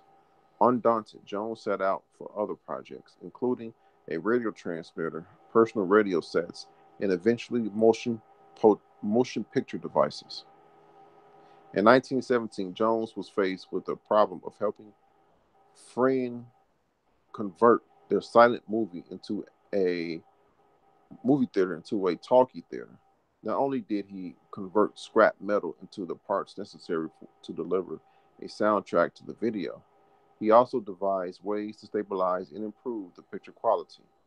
When Joe Numero, the head of Ultraphone Sound Systems, heard about Fred's device, he invited Fred to come to Minneapolis for a job interview. After taking a position with the company, Fred began improving on many of the existing devices the company sold.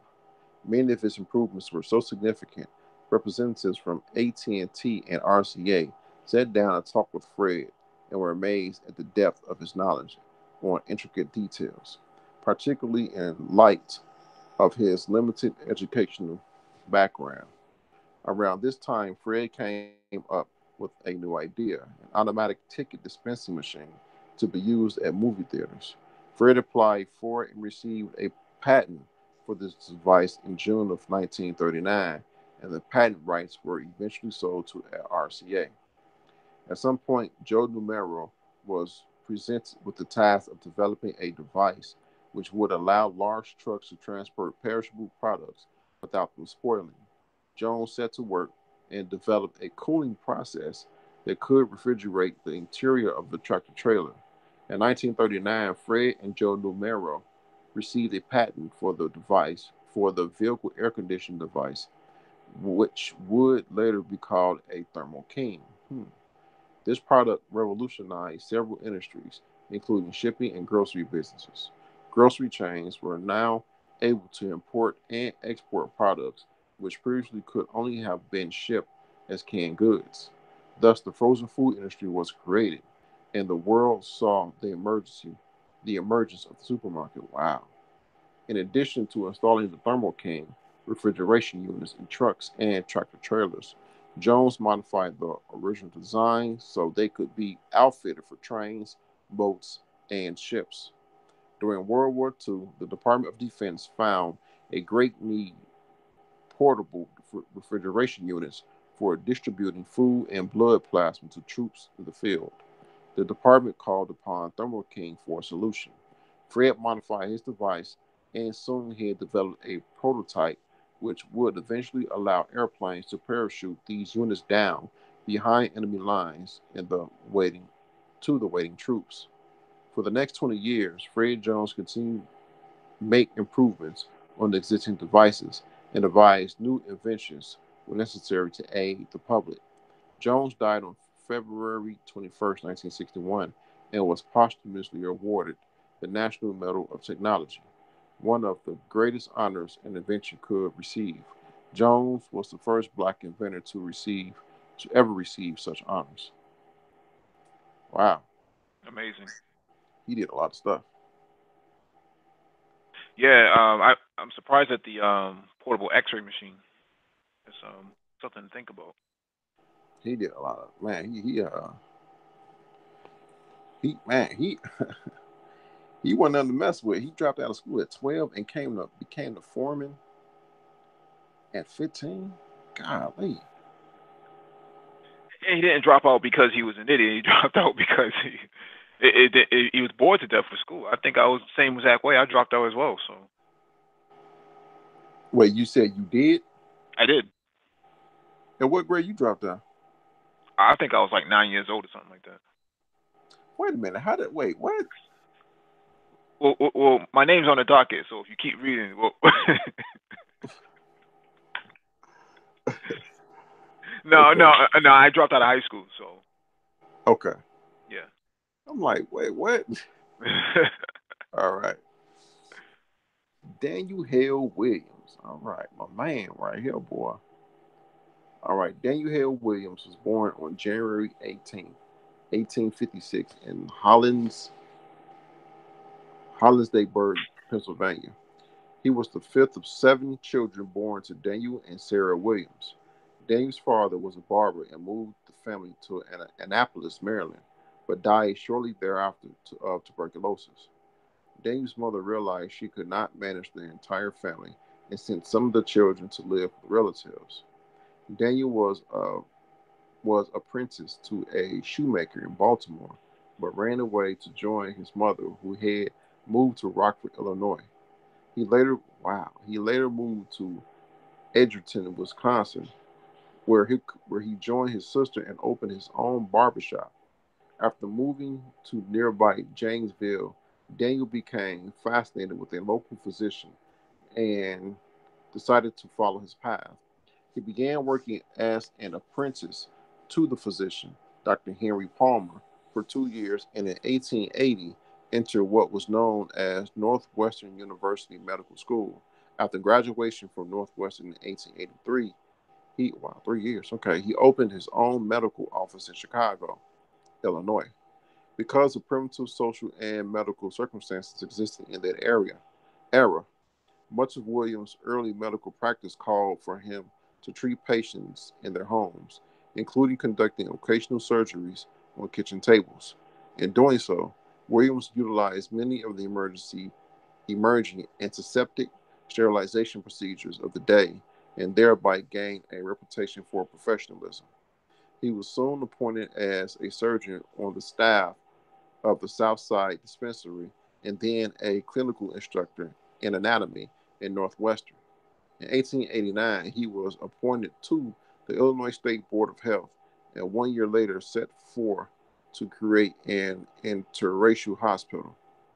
On January 23rd, 1891, Daniel Hill Williams established the Provident Hospital and Training School Association, a three-story building which held 12 beds and served members of the community as a whole. The school will also serve to train black nurses and utilize doctors of all races. Within its first year, 189 patients were treated at Providence Hospital, and of those, 141 saw a complete recovery. 23 had recovered significantly. Three had been seen in their had seen change in their condition, and 22 had died.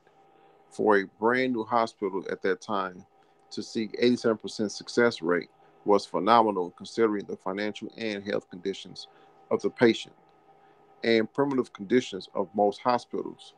Much can be attributed to Williams' insistence on the highest standards concerning procedures and sanctuary and sanitary conditions. 2.5 years later, on July 9th, 1893, a young black man named James Cornish was injured in a bar fight, stabbed in the chest with a knife. By the time he was transported to Providence Hospital, he was sinking closer and closer to death, having lost a great deal of blood and having gone into shock. Williams was forced Williams was faced with the choice of opening the man's chest and possibly operating internally when he was almost unheard when that was almost unheard of in that day and age. Internal operations were unheard of because any entrance into the chest or abdomen of a patient would almost surely bring with it resulting infection and therefore death. Williams made the decision to operate and open the man's chest. He saw the damage to the man's pericardium sac surrounding the heart, okay, and sutured it. Then applied antiseptic procedures before, come on, Mr. Sentence. Then applied antiseptic procedures before closing his chest. 51 days later, James Cornish walked out of Providence Hospital completely recovered and would go on to live for another 50 years. Wow. Unfortunately, Williams was so busy with other matters, he did not bother to document the event, and others made claims to have first achieved the feat of performing open heart surgery. Fortunately, local newspapers of the day did spread the news, and Williams received the acclaim he deserved. It should be noted, however, that while he is known as the first person to perform open heart surgery, it is actually more noteworthy that he was the first surgeon to open the chest cavity successfully without the patient dying of infection. Wow. His procedures would therefore be used as standards for the future of internal surgeries. In February 1894, Daniel Hill Williams was appointed as chief surgeon at the Freedmen's Hospital in Washington, D.C., and reorganized the hospital, creating 7 medical and surgical departments, setting up pathological and bacteriological units, establishing a biracial staff of highly qualified doctors and nurses, and establishing an internship program. Recognized of his efforts and their success came when recognize, recognition of his efforts and their success came when doctors from all over the country traveled to Washington to view the hospital and to sit on surgery performed there. Almost immediately, there was an astounding increase in efficiency as well as a decrease in patient deaths. During this time, Williams married Alice Johnson, and the couple soon moved to Chicago after Daniel resigned from the Freedmen's Hospital. He resumed his position as chief surgeon at Providence Hospital, which could now accommodate 65 patients, as well as for nearby Mercy Hospital and St. Luke Hospital, an exclusive hospital for wealthy white patients. He was also asked to travel across the country to attend to important patients, or to oversee certain procedures. When the American Medical Association refused to accept black members, Williams helped to set up and served as vice president of the National Medical Association. In 1912, Williams was appointed associate attending surgeon at St. Luke's and worked there until his retirement from the practice of medicine. Upon his retirement, Daniel Hill Williams had bestowed upon him numerous honors and awards. Oh, hey, okay. He received honorary degrees from Howard and Wilberforce universities, was named a charter member of the American College of Surgeons, and was a member of the Chicago Surgical Society. Williams died on August 4th, 1931, having set standards and examples of surgeons, both black and white, for years to come. Um, I went to his school also. I went to his school and for first, second, and fourth grade. Mhm. It was in the projects. His school was in the projects, so I went there for first, second, and fourth grade. Um, both the schools I went to, it was Percy Julian School was on South Side Chicago, of course. It it's like 98% black. You might as well say 99. When I went to Dane Hill Williams, still the same, 98% black. We had a black principal too. I think we had a black principal in my high school too. But I went to both their schools. Dane Hill Williams Elementary School. I went there first, second, and fourth grade. And I went to Percy O. Julian High School all 4 years. But I mean, didn't even document his work. I mean, it's important. Documentation is important in anything that you do in terms of your profession. So just just an example of where that matters. Right, right. Because people want to know, like, man, how'd you do this since it was successful? And the guy went on to live another 50 years. You Hmm. know, how did you do it? Yeah, Inquiring minds want to know. and Serious small man. hospitals on top of that. Right, right. Um, Mercy Hospital is still around. It's a big hospital, really big hospital. A few of the other hospitals he was at still around too in Chicago. Hmm. All right, ready for the next one? Yeah. All right, this is Jan Matzeliger. I think I'm pronouncing that right. Probably not. Um, Sometimes the greatest inventions are those which simply necessary tasks. Are those which simply necessary tasks. What? Okay, such as the case with Jan Matzeliger, the man who made it possible for ordinary citizens to purchase shoes. Jan Matzeliger was born in Dutch Guyana, known now as Suriname, in South America. His father was a Dutch engineer, and his mother was born in Dutch Guyana and was of African ancestry. His father had been sent to Suriname by the Dutch government to oversee the work going on in the South American country. At an early age, Jan showed a remarkable ability to repair complex machinery and often did so when accompanying his father to a factory. When he turned 19, he decided to venture away from home and explore other parts of the world. For 2 years, he worked aboard in first Indian merchant ship and was able to visit several countries. In 1873, Jan decided to stay in the United States for a while, landing in Pennsylvania. Although he spoke very little English, he was befriended by some black residents who were active in a local church and took pity on him. Because he was good with his hands and mechanically inclined, he was able to get small jobs in order to earn a living. At some point, he began working for a cobbler and began interested and became interested in the making of shoes. At the time, more than half of the shoes produced in the United States came from the small town of Land, Massachusetts. Still unable to speak more than rudimentary English, Matzeliger had a difficult time finding working land. After considerable time, he was able to begin working as a show apprentice in a shoe factory. He operated a Mackay sewing machine, which was used to attach different parts of a shoe together. Unfortunately, no machines existed that could attach the upper part of the shoe to the sole. As such, attaching the upper part of a shoe to the sole had to be done by hand. The people who were able to sew the parts of the shoe together were called hand lasters, and expert ones were able to produce about 50 pairs of shoes in a 10-hour workday. Wow. They were held in high esteem and were able to charge a high price for their services, especially after they banded together and formed a union called the Company of Shoemakers.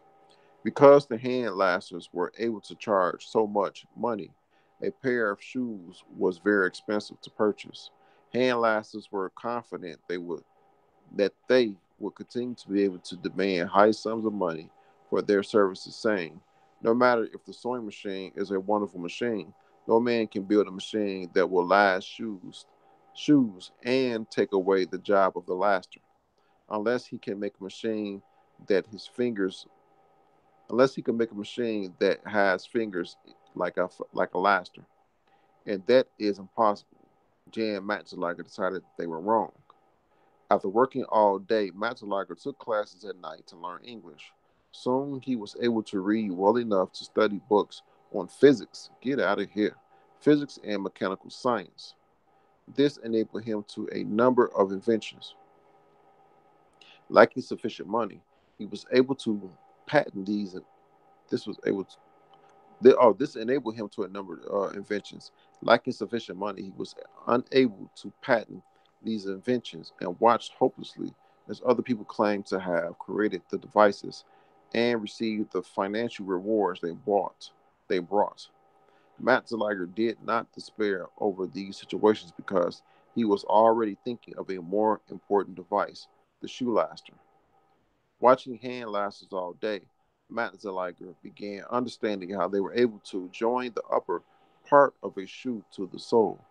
At night, he set devising methods for for imitating the mannerisms of the hand lasters and sketched out rough drawings of a machine that might work in the same manner. Soon, Matzeliger began putting together a crude working model of his invention. Lacking the proper materials, he used whatever scraps he could find, including cigar boxes, discarded pieces of wood, scrap wire, nails, and paper. After 6 months, he felt he was on the right track but knew he needed better materials in order to take the next steps. Although he attempted to keep his invention a secret, people found out, including the expert hand lacers he was trying to compete with. These people criticized and ridiculed him and tried to dissuade him pursuing his goal. He considered on, however, to dedicate to try. He he considered on, however, and decided to try and to raise money in order to improve his working model. He was offered $50 to sell the device he had created up to that point, but turned it down, knowing that if people were interested in buying, he was on the right track. Oh, that's pretty smart. As he improved the device, other offers of money came in, some as high as $1,500.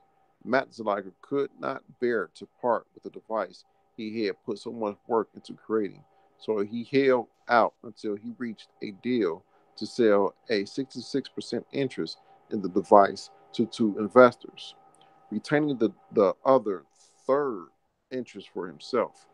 With a new influx of cash, Jan finished the second and third models of the machine. At this point, he applied for a patent for a patent for the device because no one could believe that anyone could create a machine which could duplicate the work of expert lasters. The patient the patent office dispatched a representative to Lynn, Massachusetts, to see the device in action. In March 1883, the United States Patent Office issued a patent to Jan Matzeliger for his lasting machine. Within 2 years, Matzeliger had perfected the machine to that point, to the to that point that it could produce up to 700 pairs of shoes each day as compared to 50 per day for a hand laster. Wow. Sadly, Matzeliger will only enjoy his success for a short time, as he was afflicted with tuberculosis in 1886 and died on August 24th, 1889, at the age of 37. As a result of his work, shoe manufacturing capabilities increased, as did efficiency. This allowed for lower prices for consumers and more jobs for workers. Okay. Matzeliger left behind a legacy of tackling what was thought to be an impossible task, making shoes affordable for the masses. There you go. So he was the Payless before Payless. And he was the Payless, he was the everything, boy. He put it down. He put that work in. Hmm. Man, that's crazy. Like man, they were taxing, boy. But you know what? Could nobody do what they did? So they say, we're gonna charge you. We're gonna tax you. Hmm. It's amazing. All right. But that's good though. He was able to crack that code. Well, not crack that code, but crack that problem. You know. All right. Who we got here? Who we got here? This is Charles Drew. I think he got a school in Chicago. I never went to it though. I think so. Sounds familiar. Charles Drew was born on June 3rd, 1904, in Washington, D.C., the son of Richard and Nora Drew, and the eldest of the five children. Charles was one of those rare individuals who seemed to excel at everything he did and on every level, and would go on to pi- become a pioneer in the field of medicine. Charles' early interests were in education, particularly in medicine, but he was also outstanding athlete. As a youngster, he was an award-winning swimmer and starred Dunbar High School starred Dunbar High School in football, baseball, basketball, and track and field, winning the James E. Walker Memorial Medal as his school's best all-around athlete. After graduation from Dunbar in 1922, he went on to attend Amherst College in Massachusetts, where he captained the track team and starred as a halfback on the school's football team, winning the Thomas W. Ashley Memorial Trophy in his junior year, most valuable player, and being named to the All American team. Drew had a rich assortment of graduation announcements and convocations since his education was extremely through his life. Okay. Upon graduation from Amherst in 1926, he was awarded the Howard Hill Mossman Trophy as the man who contributed the most to Amherst athletics during his 4 years in school. After graduation from Amherst, Drew took on a position as a biology teacher at Morgan State University. Wow, at Morgan State University in Baltimore, Maryland, and also served as the school's athletic director. During his 2 years at Morgan State, he helped to turn the school's basketball and football program into collegiate champions. In 1928, Charles decided to pursue his interest in medicine and enrolled at McGill University in Montreal, Canada. He was received as a member of the Medical Honorary Society and graduated in 1933 with Masters of Surgery and Doctor of Medicine degrees. Finished second in his class of 127 students. He stayed in Montreal for a while as an intern at Montreal General Hospital and at the Royal Victoria Hospital. In 1935, he returned to the United States and began working as an instructor of pathology at Howard University in Washington, D.C. He was also a resident at Freedman's Hospital, the teaching hospital for Howard University, and was awarded the Rockefeller Foundation Research Fellowship. Freedman's, the one where Ding Hill Williams. All right. He spent 2 years at Columbia University in New York, attending classes and working as a resident at the Columbia University Presbyterian Hospital. During this time, he became involved in research on blood and blood transfusions. Years back, while a student at McGill, he had saved a man by giving him a blood transfusion, and he had studied under Dr. John Beadle, an instructor for anatomy, who was intensely interested in blood transfusions. Now at Columbia, he wrote a dissertation on banked blood, in which he described a technique he developed for the long term preservation of blood plasma. Prior to his discovery, blood could not be stored for more than 2 days because of the rapid breakdown of red blood cells. Drew had discovered that by separating the plasma, the liquid part of the blood from the whole blood in which the red blood cells exist, and then refrigerated them separately, they could be combined up to a week later for a blood transfusion. He also discovered that while everyone has a certain type of blood, A, B, AB, or O, and thus other prevent and thus are prevented from receiving a full blood transfusion for someone with different blood, everyone has the same type of plasma. Thus, in certain cases where a whole blood transfusion is not necessary, it was sufficient to give a transfusion which could be administered to someone, regardless of their blood type. He convinced Columbia University to establish a blood bank and soon was asked to go to England to help set up that country's first blood bank. Drew became the first black to receive a Doctor of Medical Science degree from the Columbia or from Columbia and was now gaining a reputation worldwide. On September 29, 1939, Charles married Lenore Robbins, with whom he would have four children. At the same time, however, World War II was breaking out in Europe. Drew was named the supervisor of the Blood Transfusion Association and for New York City and oversaw its efforts towards providing plasma to the British Blood Bank.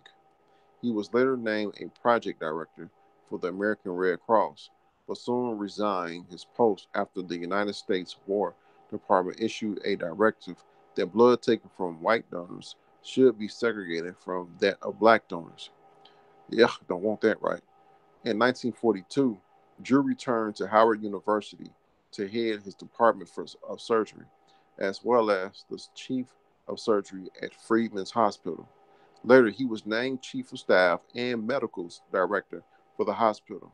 In 1948, he was awarded the Spingarn Medal from the National Association for the Advancement of Colored People, or NAACP, for his work on blood plasma. He was also presented with the E.S. Jones Award for research in medical science and became the first black to be appointed an examiner by the American Board of Surgery. In 1945, he was presented honorary degrees of Doctor of Science from Virginia State University as well as Amherst College, where he attended as an undergraduate student. In 1946, he was elected Fellow of the International College of Surgeons, and in 1949, appointed surgical consultant for the United States Army's European Theater Operations. Charles Drew died on April 1st, 1950, when the automobile he was driving went out of control and turned over. Drew suffered extensive amounts of injuries, but contrary to popular legend, was not denied a blood transfusion by an all-white hospital. He indeed received a transfusion, but was beyond the help of the experienced physicians attending to him. His family later wrote letters to those physicians thanking them for the care they provided. Over the years, Drew has been considered one of the most honored and respected figures in the medical field, and his development of the blood plasma bank has given a second chance of lives to millions. Wow, he did a lot. Yeah, he's probably the most prominent member next to like Louis Lattimore and Garrett Morgan. So Man, he did a lot from high school, all sports and everything. Goodness. yeah, if I had to create a top 10, I'll have to probably present that next week, next hangout. Hmm. Definitely something to recognize. That's a He, good. he's in my top 10. That's a good idea. Top 10. Hmm. I don't know who will be in my top 10. Okay. All Something to right. think. Yeah, it is. It is. It is. Because you don't want like no. Well, I won't say you don't want, but we hear the same old people over and over again. So that's a good one. All right, my man George Washington Carver.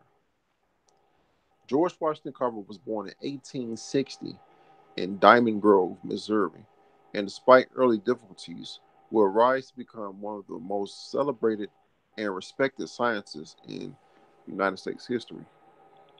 His important discoveries and methods enabled farmers through the South and Midwest to become profitable and prosperous. George was born the sickly child of two slaves and would remain frail for most of his childhood. One night, a band of raiders attacked his family and stole George and his mother. Days later, George was found unharmed by neighbors and was traded back to his owners in exchange for a racehorse. Wow. Because of his frailty, George was not suited for work in the fields, but he did possess a great interest in plants and was very eager to learn more about them. What happened to his mother? His master sent him to Neosho, Missouri for an early education and graduated. Wait, what? His master sent him to school for an early education and graduated from Minnesota High School in Kansas. He eventually mailed an application to Highland University in Kansas and was not only accepted but also offered a scholarship.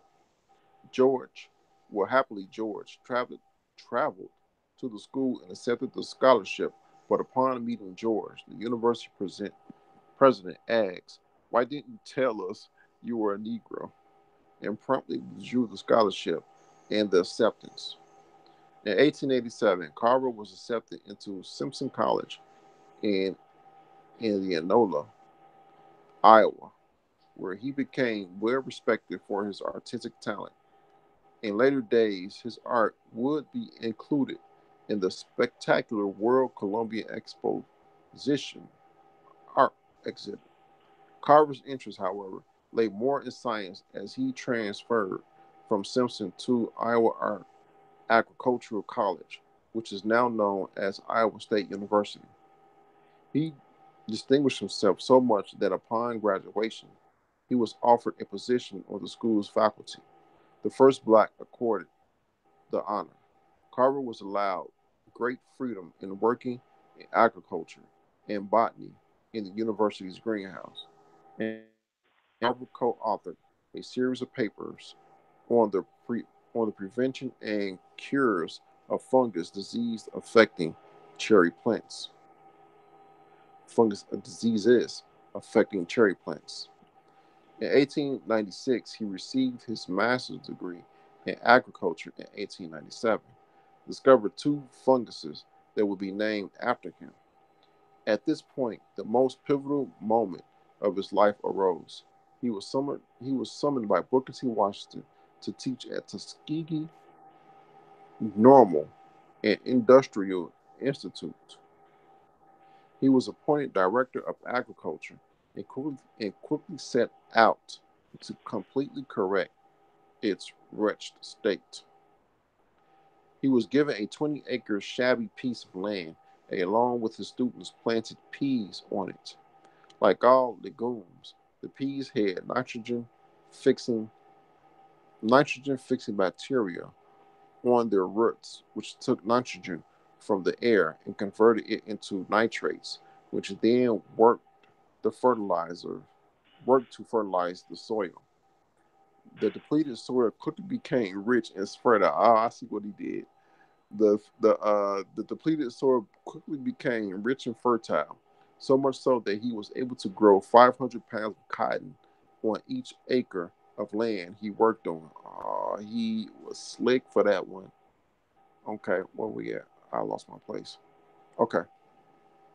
Carver soon instructed nearby farmers on his methods of improving the soil and taught them how to rotate their crops to promote a better quality of soil. Most of the staple crops of the South, tobacco and cotton, stole nutrients from the soil, but these nutrients could be returned to the soil by planting legumes. Thus, in order to improve the soil, Carver instructed the farmers to plant peanuts, which which could be harvested easily and fed to livestock. The farmers were ecstatic with the tremendous quality of cotton and tobacco they grew later, but quickly grew angry because the amount of peanuts they had harvested was too plentiful and began to rot in the overflowing warehouses. Within a week, Carver had experimented with and devised dozens of uses for the peanut, including milk and cheese. Wow. In later years, he would produce more than 300 products that could be developed from the lowly peanut, including ink, facial cream, shampoo, and soap. Suddenly, The same farmers who cursed him now found that a new industry had sprung up that could use their surplus peanuts. Next, Carver looked at ways of utilizing the sweet potato and was able to develop more than 115 products from it, including flour, starch, and synthetic rubber. The United States Army utilized many of its products during World War One.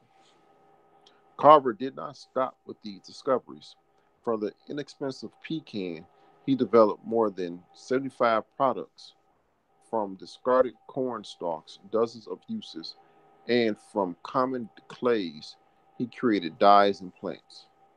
Suddenly, Carver's fame grew and grew until he was invited to speak before the United States Congress and was consulted by titans of industry and invention. Henry Ford, head of Ford Motor Company, invited Carver to his Dearborn, Michigan plant, where he where the two devised a way to use goldenrod, a plant weed, to create synthetic rubber. Thomas Edison, the great inventor, was also enthusiastic about that. About that, he what? Thomas Edison, the great inventor, was also enthusiastic about that. He asked Carver to move to Orange. Goodness gracious! They asked Carver to move to Orange Grove, New Jersey, to work at the Edison Laboratories at an annual salary of 100,000 a year per year in state of the art facilities. He declined the generous offer, wanting to continue on at Tuskegee. My man, he was elected a fellow of the Royal Society of Arts, Manufacturers and Commerce in Britain in 1916. The Spingarn Medal from the National Association for the Advancement of Colored People, NAACP, in 1923, and in 1939 was awarded Theodore Roosevelt Medal for Distinguished Research in Agricultural Chemistry. He was appointed to various boards and committees by the United States Department of Agriculture and was named Man of the Year in 1940 by the International Federation of Architects, Engineers, Chemists, and Technicians. Finally, he received honorary Doctor of Science degrees from Simpson College as well as the University of Rochester. My man, he got to be number one. He got to be number one because of the things he invented from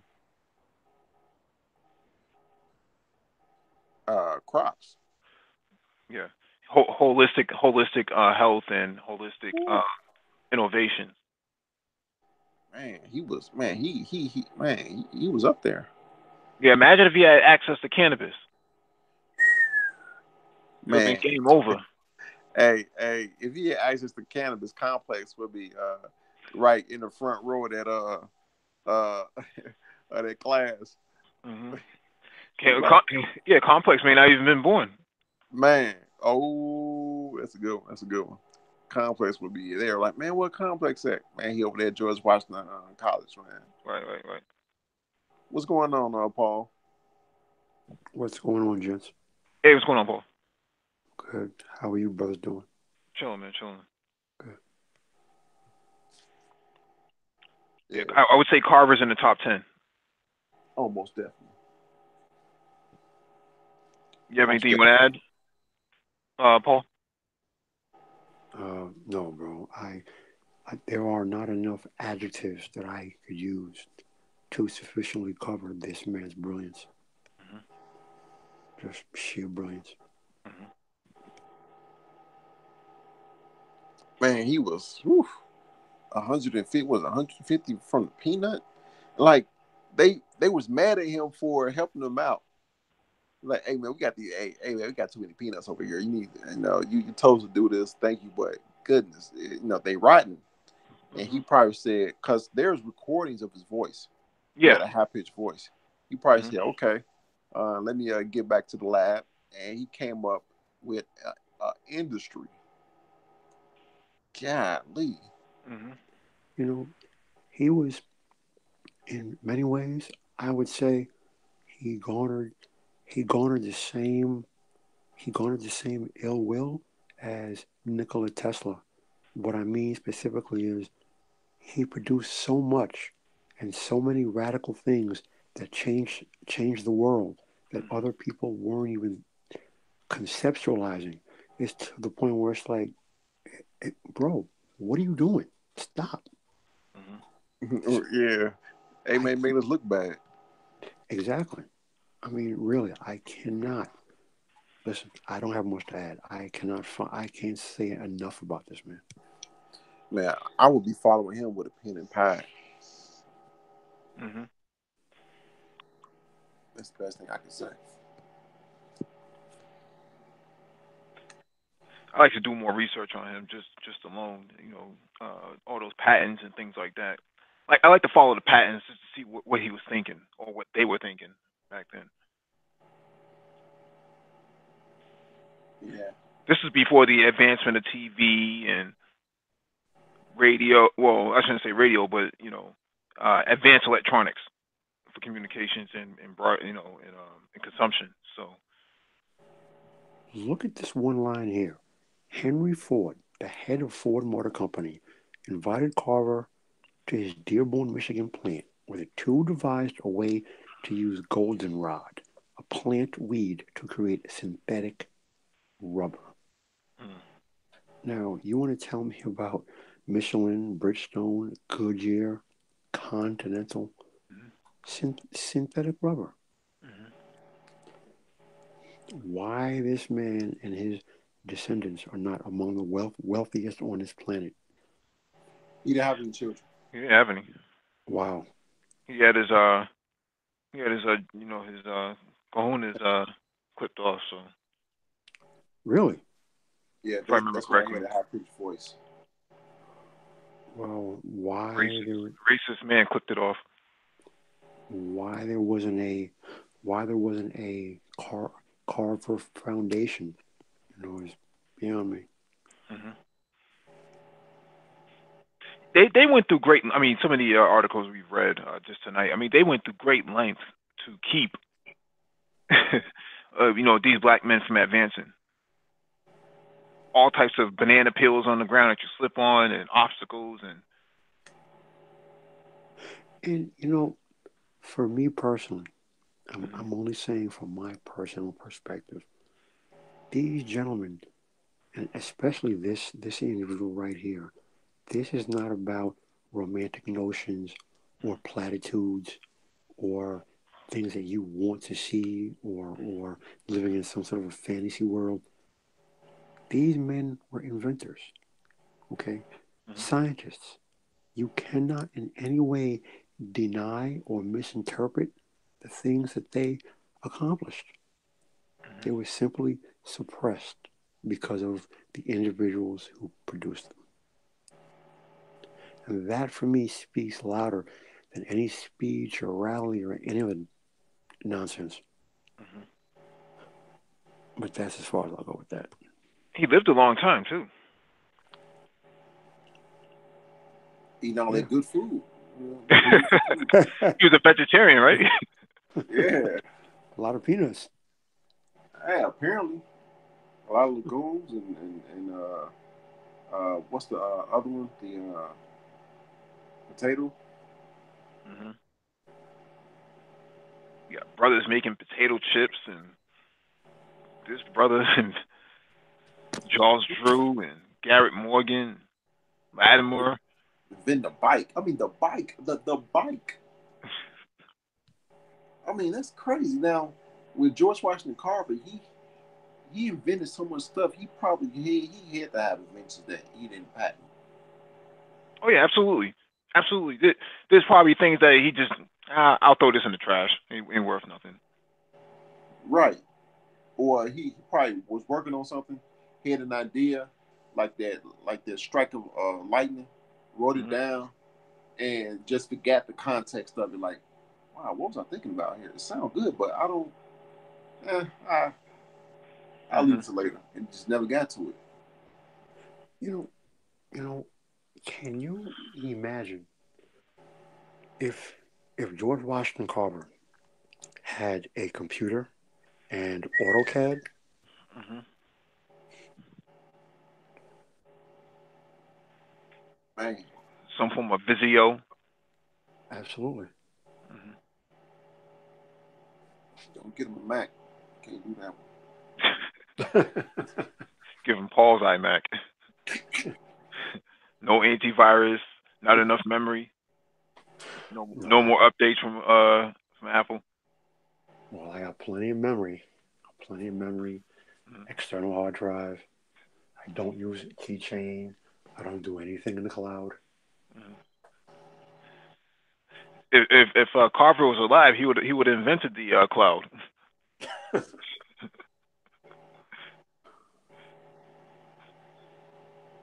I mean, just so many people we covered just for tonight, man. It's something I have to think about. About that top 10, that all star roster. If I had to have an all star roster. You know, I personally would love to have seen George Washington Carver, Garrett Morgan, Lewis Latimer, Mhm.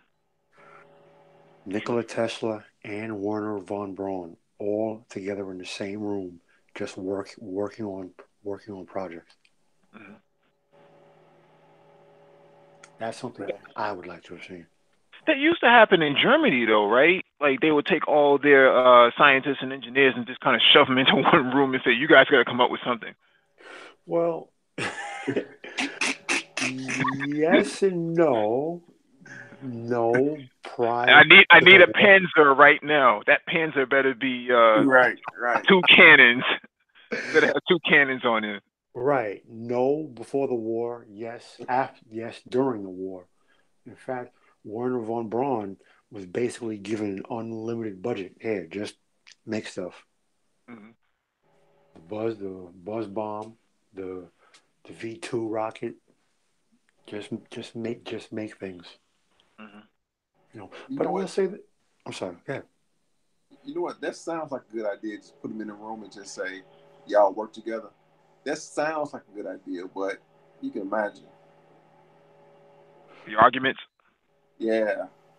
Oh, that I, that comes with the territory. I mean, I work in IT, and it's not uncommon that we get stuck in a room together. That's typically what happens. We have to we do business modeling and threat modeling. We have to sit in there for another 4 to 5 hours going over every single scenario possible that can affect the organization or the enterprise. And we're not finished until we mapped it all out. Can't go home. Yeah. I mean, well, when you hear scientists talk, you know, they say they will be in a room, and then after 2 days, 3 days, two weeks, Hmm. 4 o'clock in the morning, everyone's bleary eyed, Hmm. and they're like, read the funny paper of the comic section of the newspaper, and boom, it'll something will just click. So yeah. Hmm. And maybe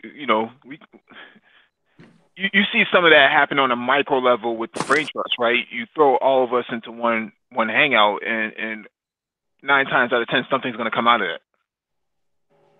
yeah. Yeah, as long Somebody as say something, and somebody will say something that'll spark another person's imagination. And it's like, wait, wow, this guy did. What about this? Well, that's how we came up with the space hangouts, and then it became space and technology. Yeah. Originally, we had one big hangout just on space, aerospace, and then it went from there to covering more of it on the technology Monday hangouts, and lo and behold, we have space and technology. Yeah. cool. Right, and then out of that came Black Tech Talks. Oh yeah. Oh yeah. And see, man, hey, no black tech man, no black tech talks. You man, they so condensed with information. Golly. Which Hmm. I don't see anywhere else. I do not see anyone who looks like us talking about blockchain, talking about coding, talking about IT, talking about cybersecurity, going into the technical aspects. I mean, I've seen you guys code, actually discuss lines of code, what specific hardware pieces are about. I don't see anyone black doing that. I see black guys worrying about hair weave and who's having sex with who and this other foolishness. So you have individuals. You have guys like Dewan Lightfoot. He's really really good in network technology, network engineering. Um, what's the other brother? Your average consumer. Yeah, Um, Marquise Brownlee. yeah. Marquise just actually sat down with Bill Gates. I don't know if you saw that video. Yeah, I I didn't see it. I want to look at that. I want to look at that. I have seen a few of his vids. Marquise Brownlee, some very good stuff. Yeah. Definitely. If I had a son, that's exactly how I want him to come out. Now, see, just put everybody in the room. Let's see what come out. What I've noticed, and it's no shade on those brothers, is that it's hard to communicate with these brothers because they kind of isolate themselves from the rest of the other black men. So they kind of prefer to work alone and don't want to actually Be associated. not so much associated because he did come to our hangout once or twice. He came. I saw him in the chat. So, Who? but Dewan Lightfoot. Oh, okay. Yeah. He's really big on LinkedIn. But in terms of guys like Marquise Brownlee and your average consumer and those guys, they don't get the shine. Not so much they don't get the shine, but they don't share the spotlight with other black men. I don't know why that is, but they kind of just go off and do their own little thing, and then what happens is um, their intellectual property and the intellectual capacity gets absorbed in some non-black society or some non-black organization, and then it's contributing there, but it's not really contributing here.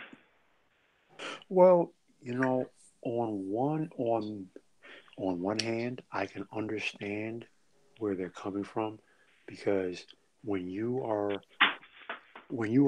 exist outside of the quote unquote black box and you don't want to be associated in any way with any of the nonsense, you tend to find it difficult to find places to express yourself because the vast majority of black people, tend to exhibit zero interest in most of the topics that are discussed here in this space.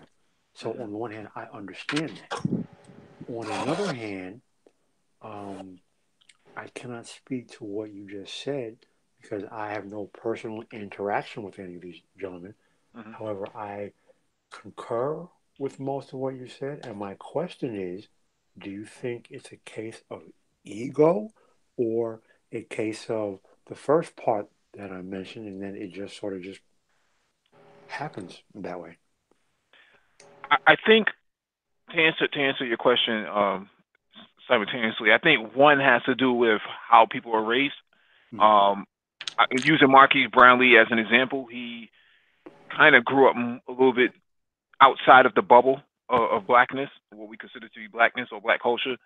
Yeah. I think he's like a national frisbee champion. So he's involved in activities that traditionally most urban blacks are not really involved in. Plus, he's really really smart. Say that again. As I was. Yeah, right. And to answer your question, in another way is that I don't think it's so much of ego, but there's a disconnect of culture.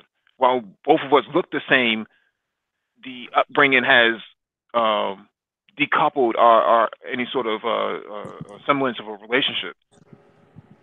Because even when I go to certain meetups in person at these events, these tech events, I'll see certain types of black men, and I'll give them the head nod, and then they just look at me like I'm crazy, and it's like, what, for real?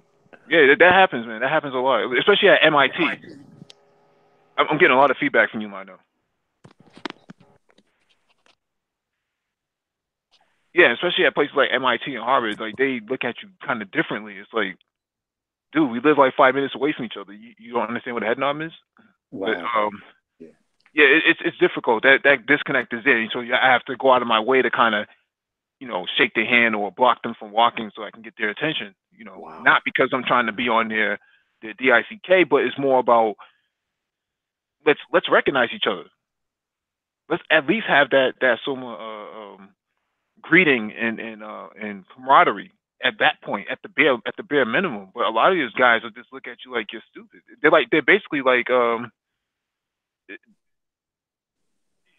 like they're disconnect. Yeah. They're not so much as disconnected from being black, but they've embraced so many non-black things that it kind of drowns out Mm. all the blackness that allows us to interact with each other, the culture. Mike, I understand exactly what I understand exactly what you're trying to vocalize, Mm-hmm. because myself, I was raised outside of that black box. I did not grow up in the black box. So there was, to some degree, um, I know that disconnect because I have some of that. But by the same token, I understand what you're talking about, because at the end of the day, as much as it is black people who always to this day call me white, and I'm not black, I'm white, but I understand something. I get looked at just the same.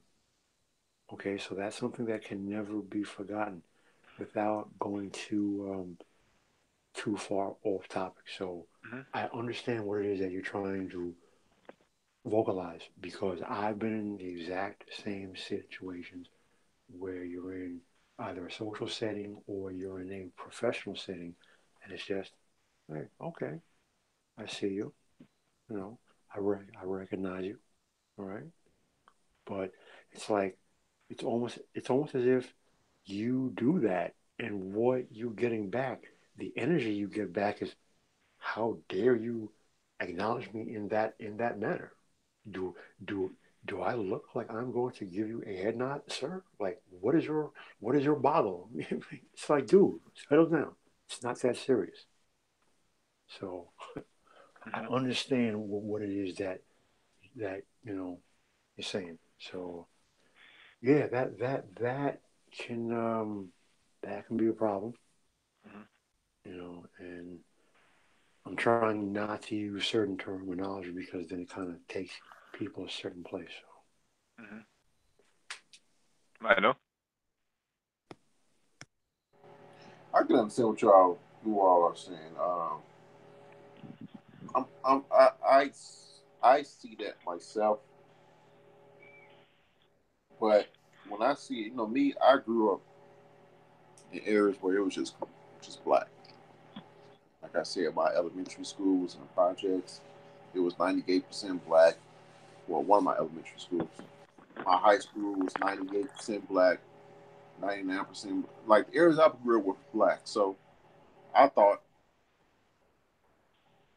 it was black. Then when I got to college, I went to college for a year outside of that bubble, and I saw other type of black people. Not to say that the people the blacks I went to school with were all the same, but I saw other blacks that come from different areas.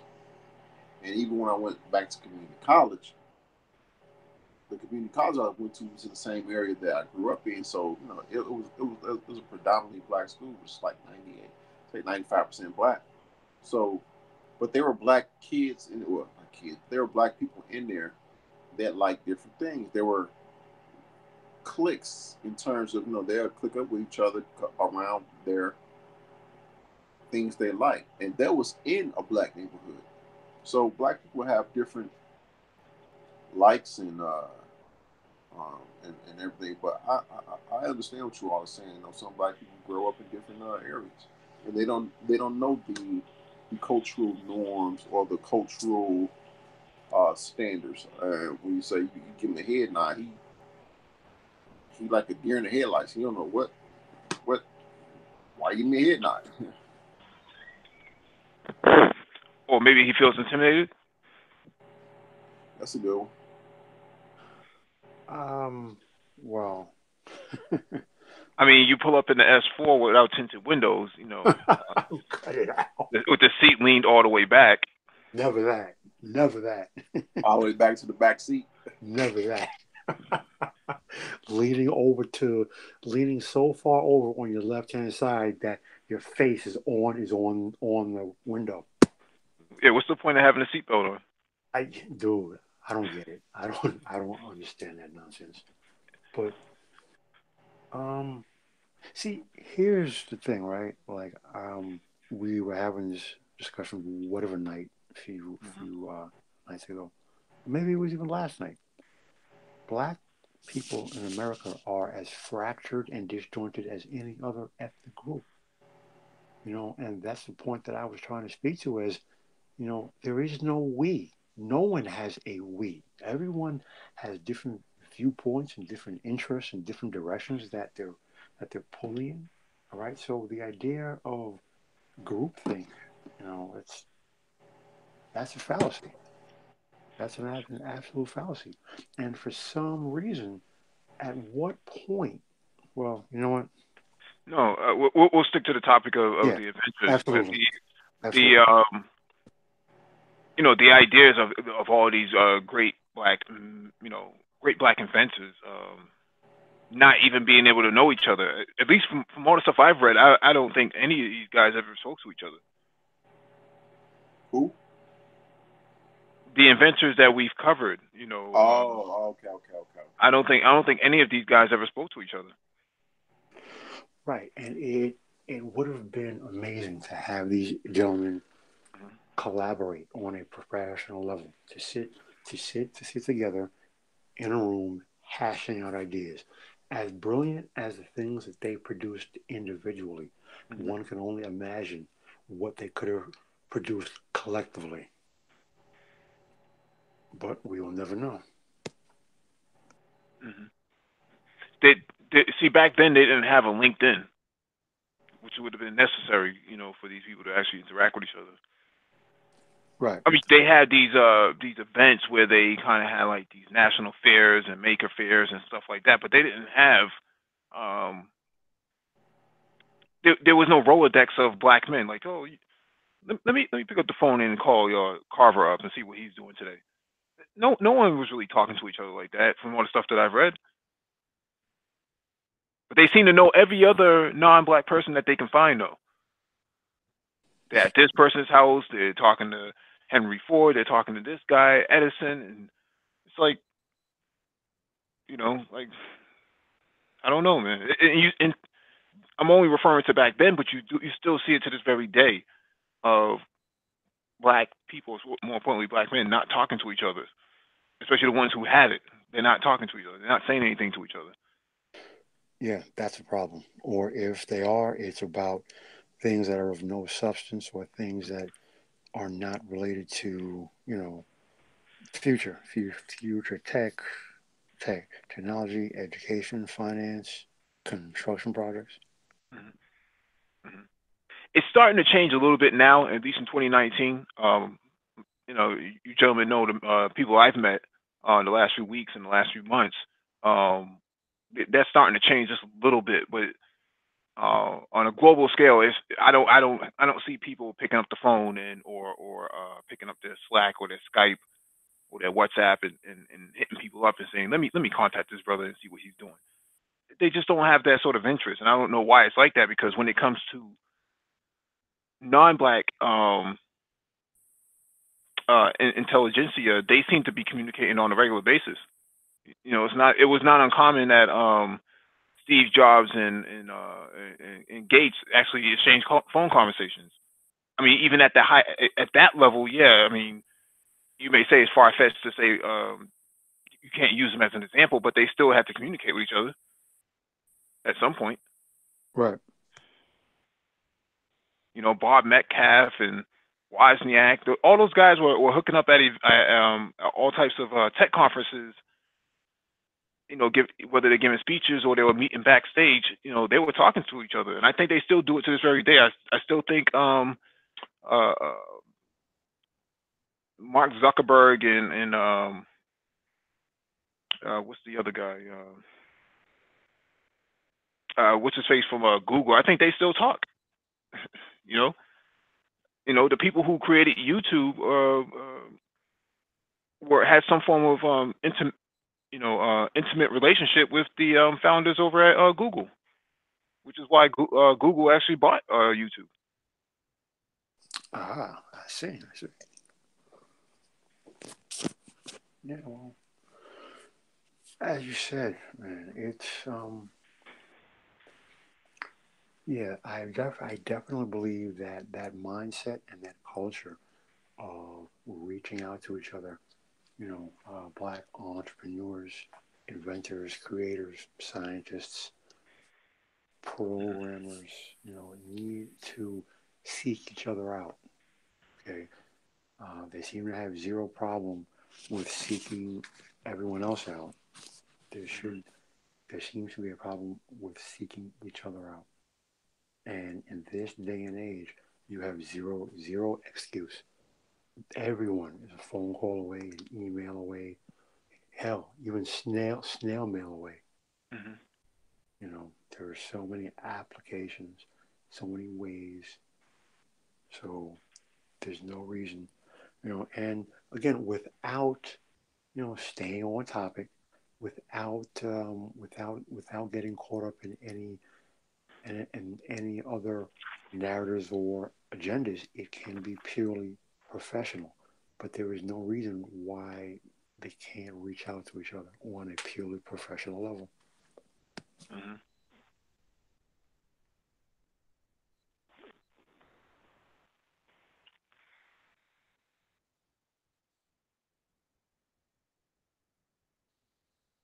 Yeah. The Brain Trust was formed out of the need for a platform for brothers to actually get together and actually think on a higher level. Would you agree, Lionel?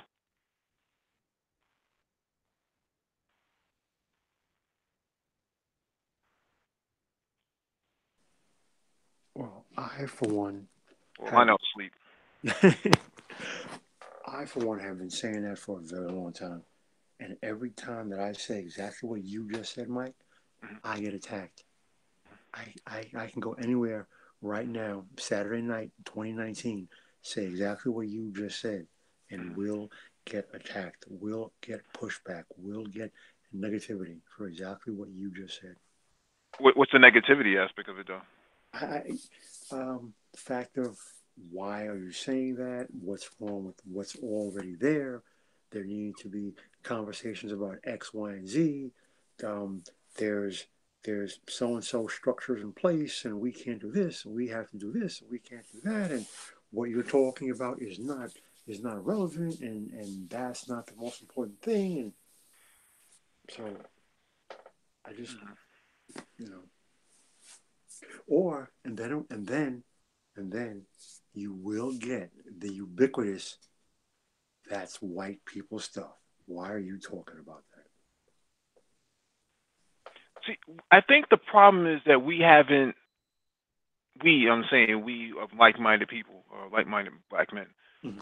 We haven't figured out a way to get control of the narrative, right? This idea that the educated black male, the nerd, the geek, he looks like Steve Urkel. Like there's this somehow, some way, opposition has been able to gather enough steam to control the narrative where that depiction, that degrading depiction of black male intelligentsia is that of a caricature of Steve Urkel. Some sitcom show that even they themselves, Jaleel White said that this person doesn't even exist, right? But somehow people have grasped onto this. But prior to Family Matters and that Steve Urkel character, what was the image of black male intelligentsia?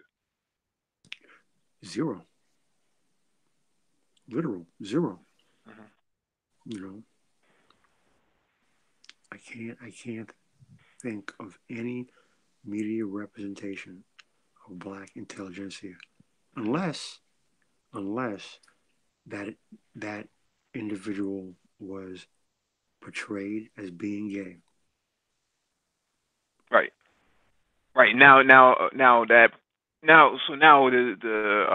poisoning is the attack on the black male sexuality because of his achievements. But see, that doesn't happen in other communities. I'm in the tech sector. I'm in the startup sector as well, and I've seen white millennials, non black millennials make moves and get full support for what they're doing. But in black circles, it's not like that, right? So now your sexuality is under question, your masculinity is under question. Um, Things that are not essential to everyday life becomes the focal point of who you are, what your religion is, and it's to me it's toxic. I mean, people talk about toxic masculinity, but you're not getting that from those black males. So where's that source of energy coming from? It's coming from somebody else that's projecting it onto those black males that causes those black males to disperse and actually have intellectual flight, and then they take their intellectual property and then their capital flight and their wealth somewhere else, and then the community suffers from it, and then there's no actual replacement of those human resources, those human capital, because there's no cultivation of it. Right? I agree. Hmm. I agree.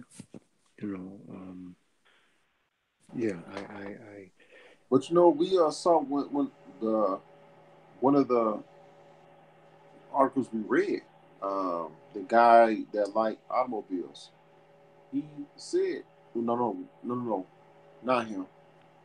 It was, I forgot which one already. He said when he was school, he used to get picked on by kids that say, well, ain't no black kid that smart. Oh, you mean tonight? You're right.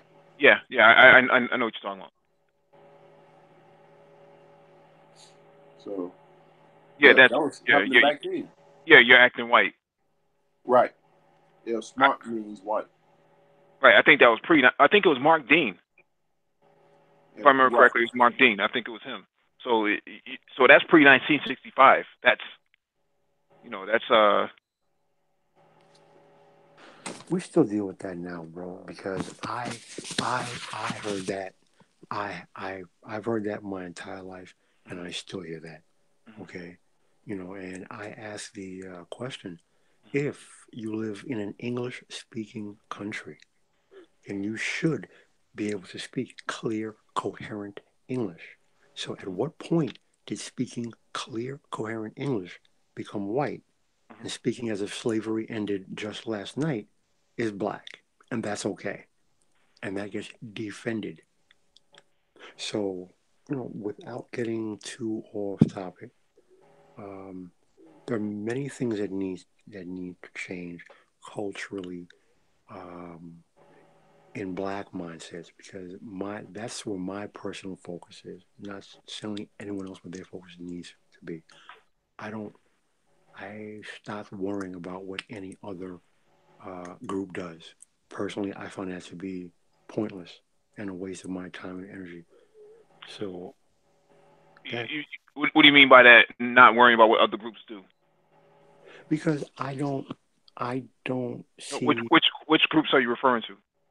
specifically, I personally do not see the point in spending all day pointing fingers and name calling at white people or any other group Okay, white when bash. when correct, when that time and energy could be spent on fixing yourself, being a black individual or a black neighborhood or a black group. Because the last time I checked, historically speaking, power only respects one thing, and that's power. And there are only two ways to get power: either you take it or you create it. Therefore, educational power, financial power, and political power. These are things that must be created.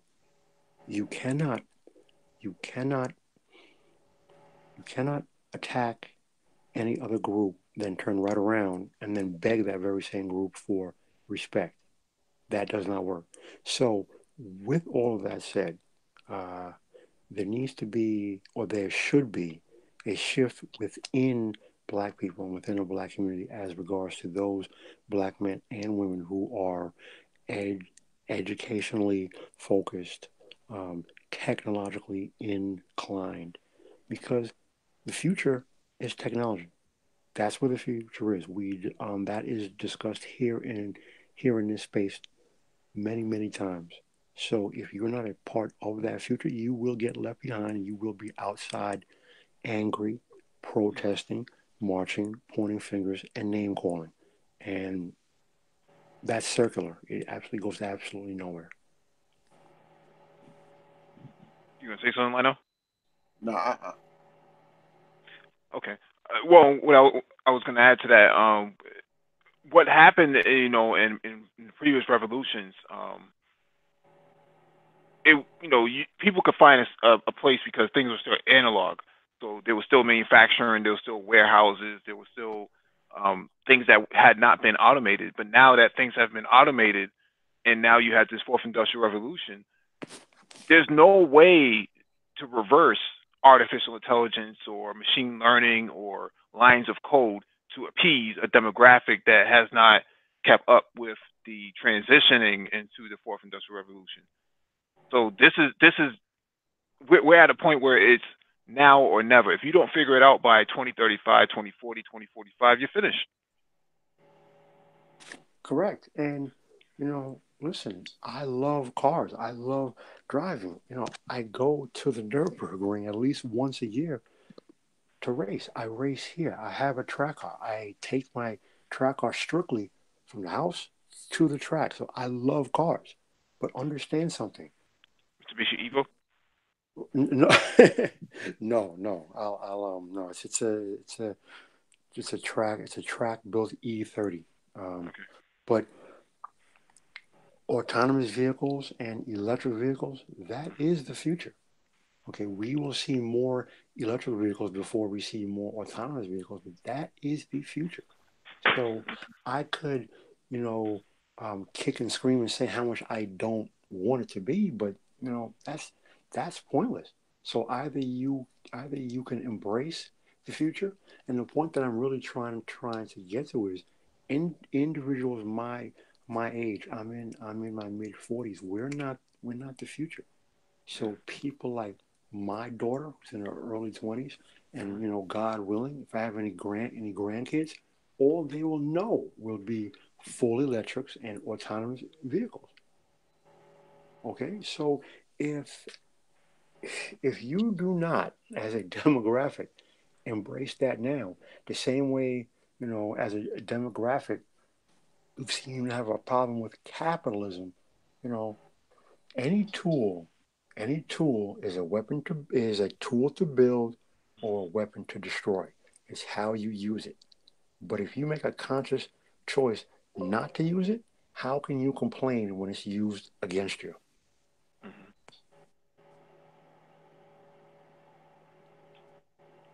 It just makes no sense. Yeah, and we see that these people that we covered the last few weeks, they their parents instilled in them the values of education, and the ones who did not have parents to instill those values, they saw the necessity to actually go out there and go do something. Um, so there seems to be that legacy has not transitioned into the 21st century, at least not from my vantage point. I don't see it happening. So.